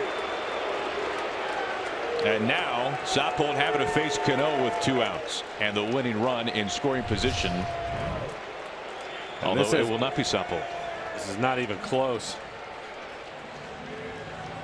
But the Mariners will take it.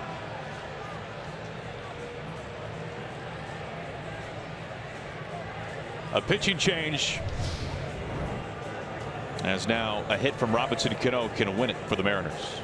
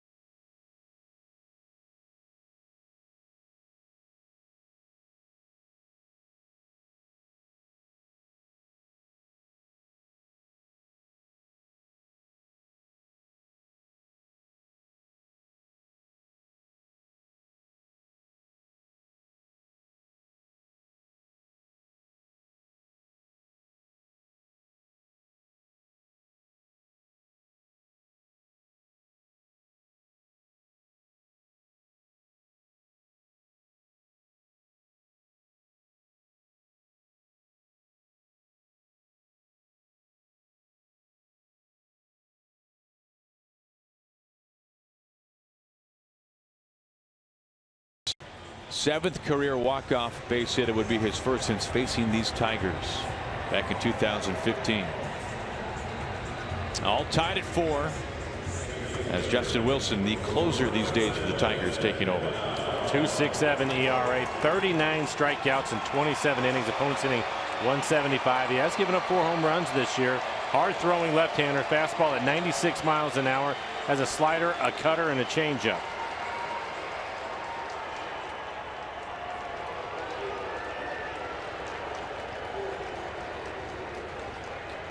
Cano is 0 for 4 against Wilson in his career.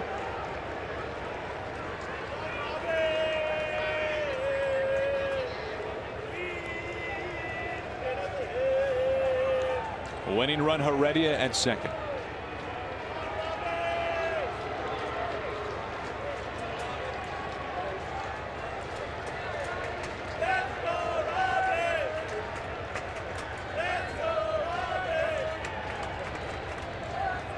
First pitch to Cano. Outside.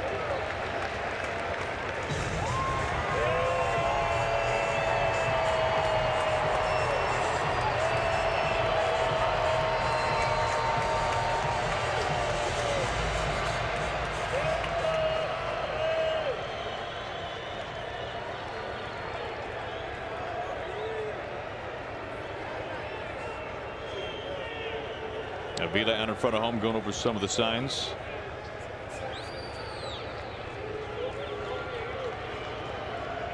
Haniger at first, Heredia at second.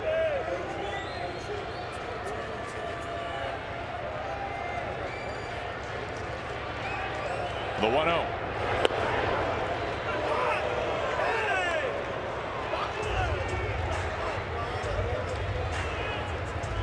Back with a cutter at 92 on the outside corner.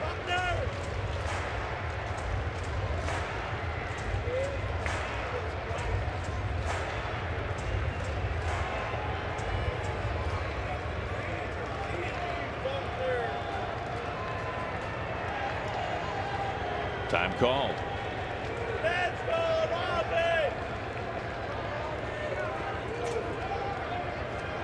Cano a chance to win it for the Mariners in the bottom of the ninth.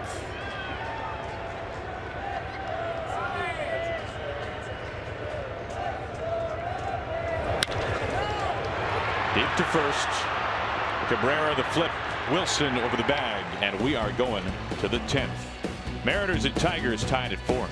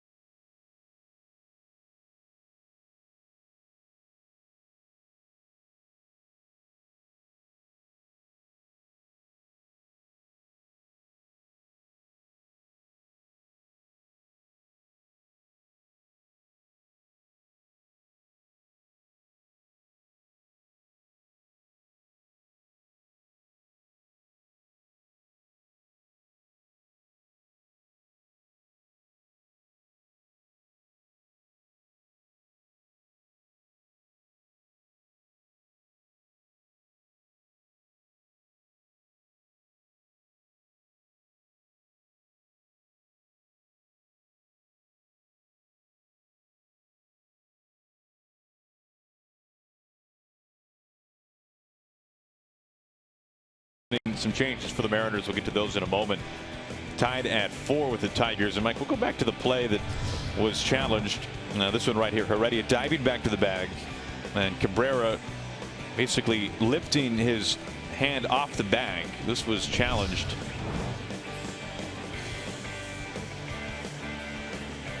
And the runner pushed off the base, non-reviewable per the replay regulations. This is not reviewable. Tigers not charged with the challenge. First base umpire ruled that he was pushed off the bag. So there you have it.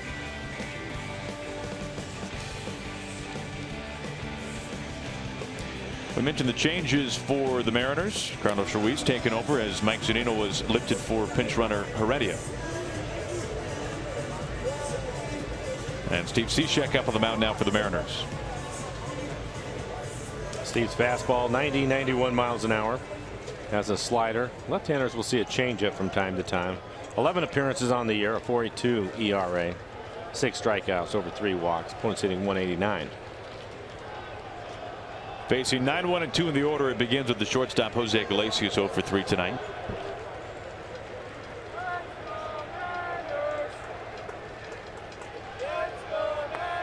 Ball 1.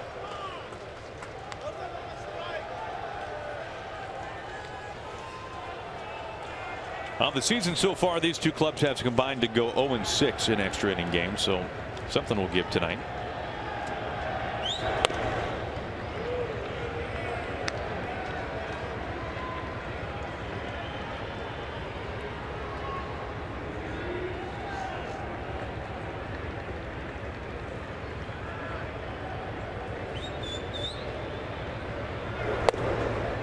Pours a strike over to make it 2-1. Iglesias taking that pitch all the way.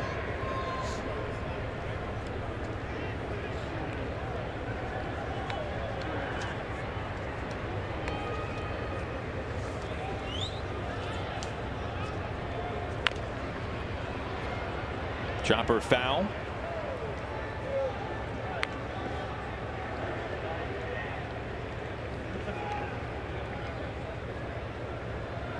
Like you and I were still kind of in disbelief during the commercial break that Ben Gamel struck out.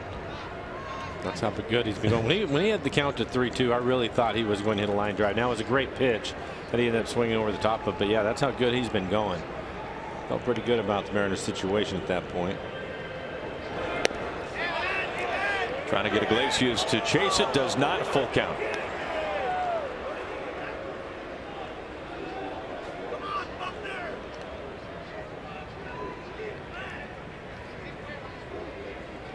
Kinsler looming on deck, a home run already tonight. Also scored a run in the 8th.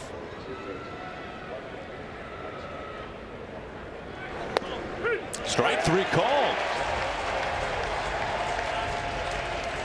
Right on the corner. Nice start for Steve Cishek. Good fastball, started off the plate and running back to the corner.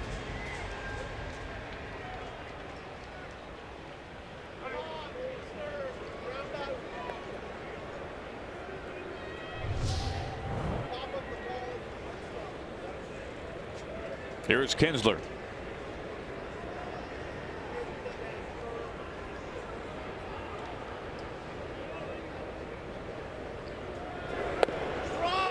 Taking a strike.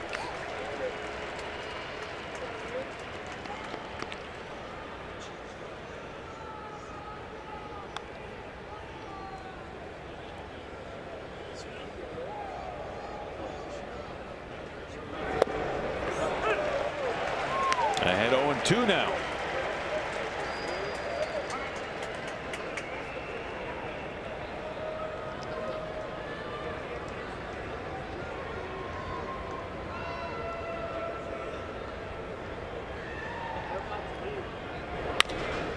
Soft chopper towards Motter, trying to go with the bare hand. Go ahead run at first base with 1 out. Base hit for Kinsler. And then we'll take a look at it. Kind of a little swingy bunt. Just gets it past the mound. Ball moving too quickly for Taylor to be able to barehand it. Now for Kinsler, tonight game 2 of the series, and he has reached base 3 times in each game.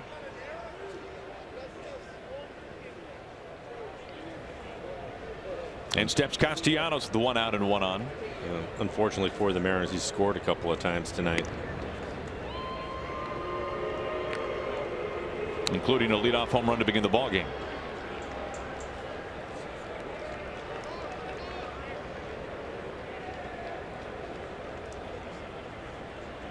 Let's go, Steve. This is the first time this year. Now granted, Cishek, this is only his 12th appearance, began the season on the disabled list, but first time this year that Cishek is working 3 straight days. Now he's worked less than a full inning in the last 2 days, but throwing 21 and 19 pitches.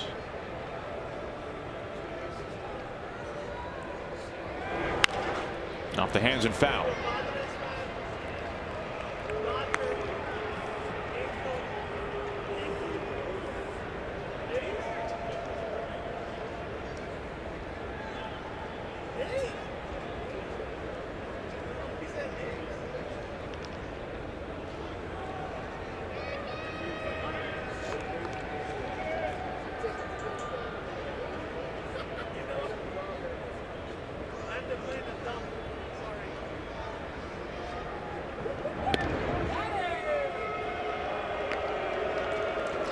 We were talking earlier about Vincent more than likely being down today. He'd worked back-to-back days, 19 and 17 pitches, and earlier this afternoon Scott Service was asked kind of a generic question about Nick Vincent. Why is it one of the reasons that he's been pitching so well this year? And Scott very quickly with a smile said, well, I haven't run him into the ground this season. At the knees, 1-2. You remember Vincent going to the disabled list last year, a really heavy workload. Yeah, Scott has said that a number of times, that he overused him last year and doesn't want to do that this year.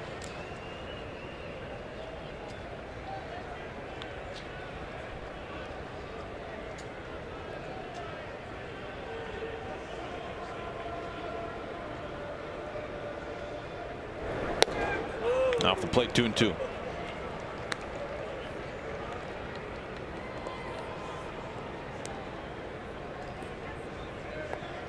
Pazos has worked on consecutive days yesterday and Sunday as well, although the pitch count pretty low both times, especially on Sunday, just 5 pitches.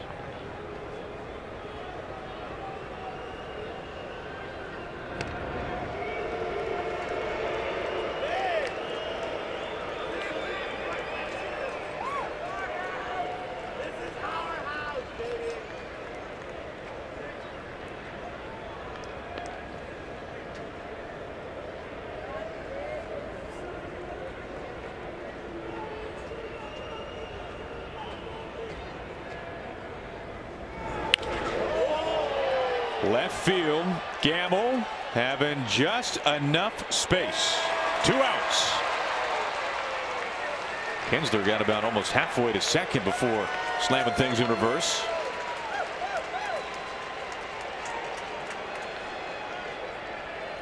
Castellanos, he looked as if he was just sitting on this breaking ball. Hits it a little bit too high. Gamel catching it on the track, paying attention. He was watching to see what was going on.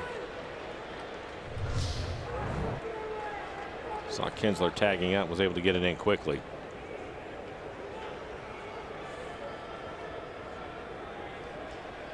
Kinsler reaching on the 1-out single.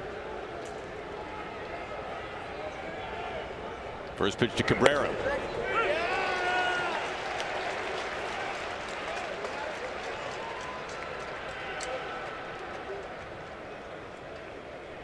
Let's go, Steve. Bring him up.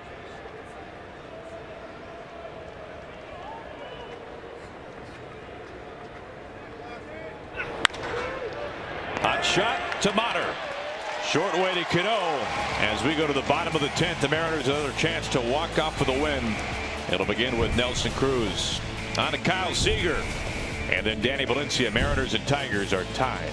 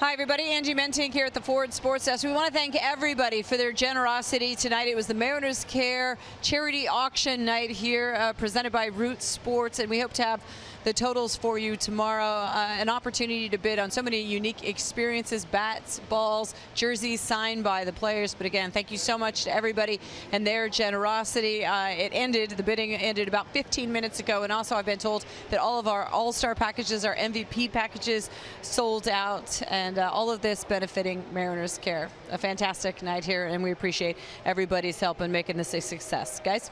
No, it's good news. Thank you, Angie. Nelson Cruz leads off the bottom of the 10th. Mariners trying to walk up with a win tonight. As Nelly looks at ball 1. Well, this will be fun. Wilson with a good fastball at 96, 97 miles an hour.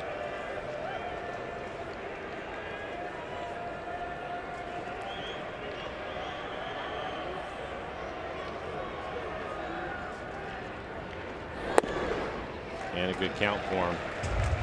I'd say that Nelson is due. It's been a while. In the midst of his longest homerless streak of the season. He has hit the ball hard a couple of times tonight.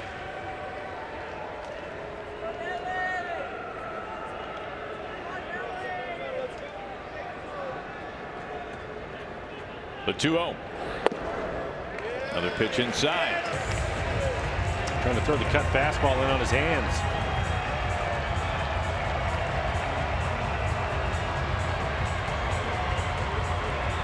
Cruz, Seager, Valencia due up at the bottom of the 10th.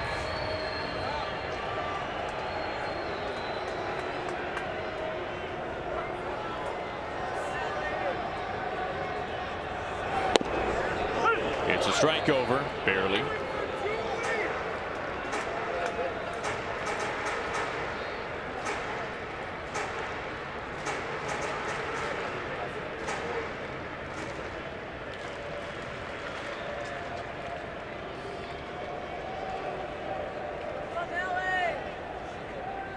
Wilson shaking, now nodding. It's 3-1.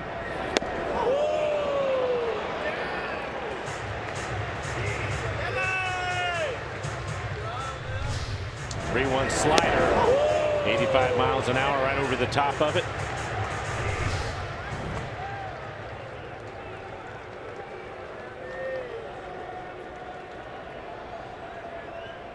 Nelson already with 2 hits tonight.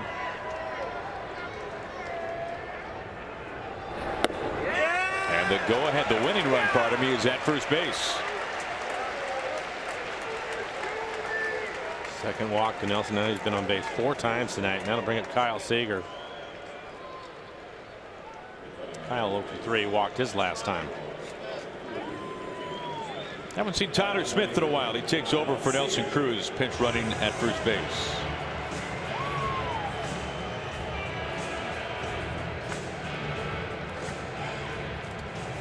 And that is it for Scott's bench. Nobody left.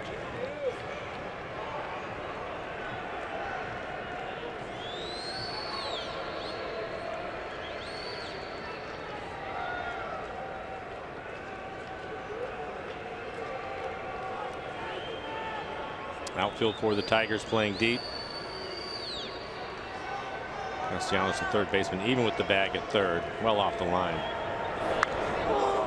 An aggressive swing from Kyle on a fastball.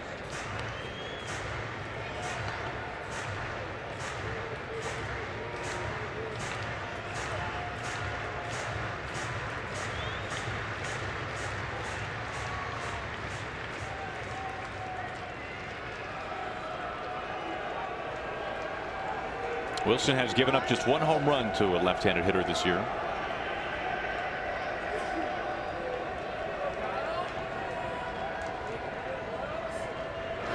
Inside almost got him.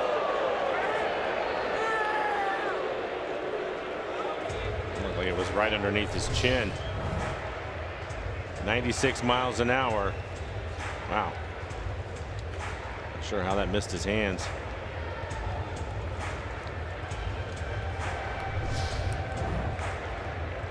You could hear that coming in as easily as you can see it.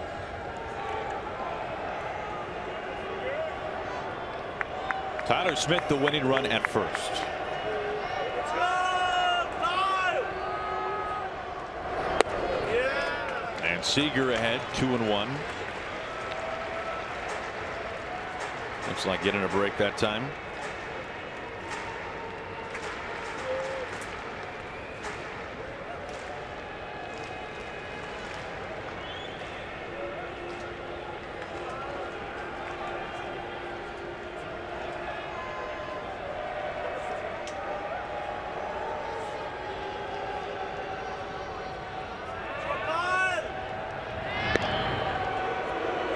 Keeping Smith close.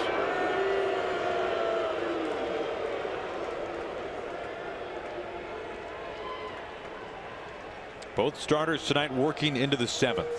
Zimmerman 6 2/3. Miranda a strong 7 frames, just 2 runs.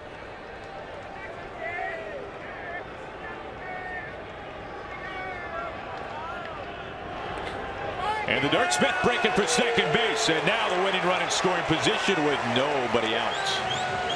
That'll be a wild pitch.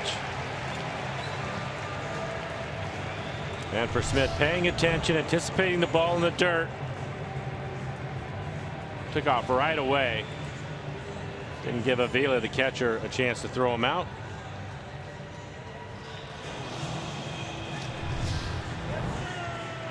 Now Kyle will be looking for something that he can pull. Got a couple of pitches inside so far.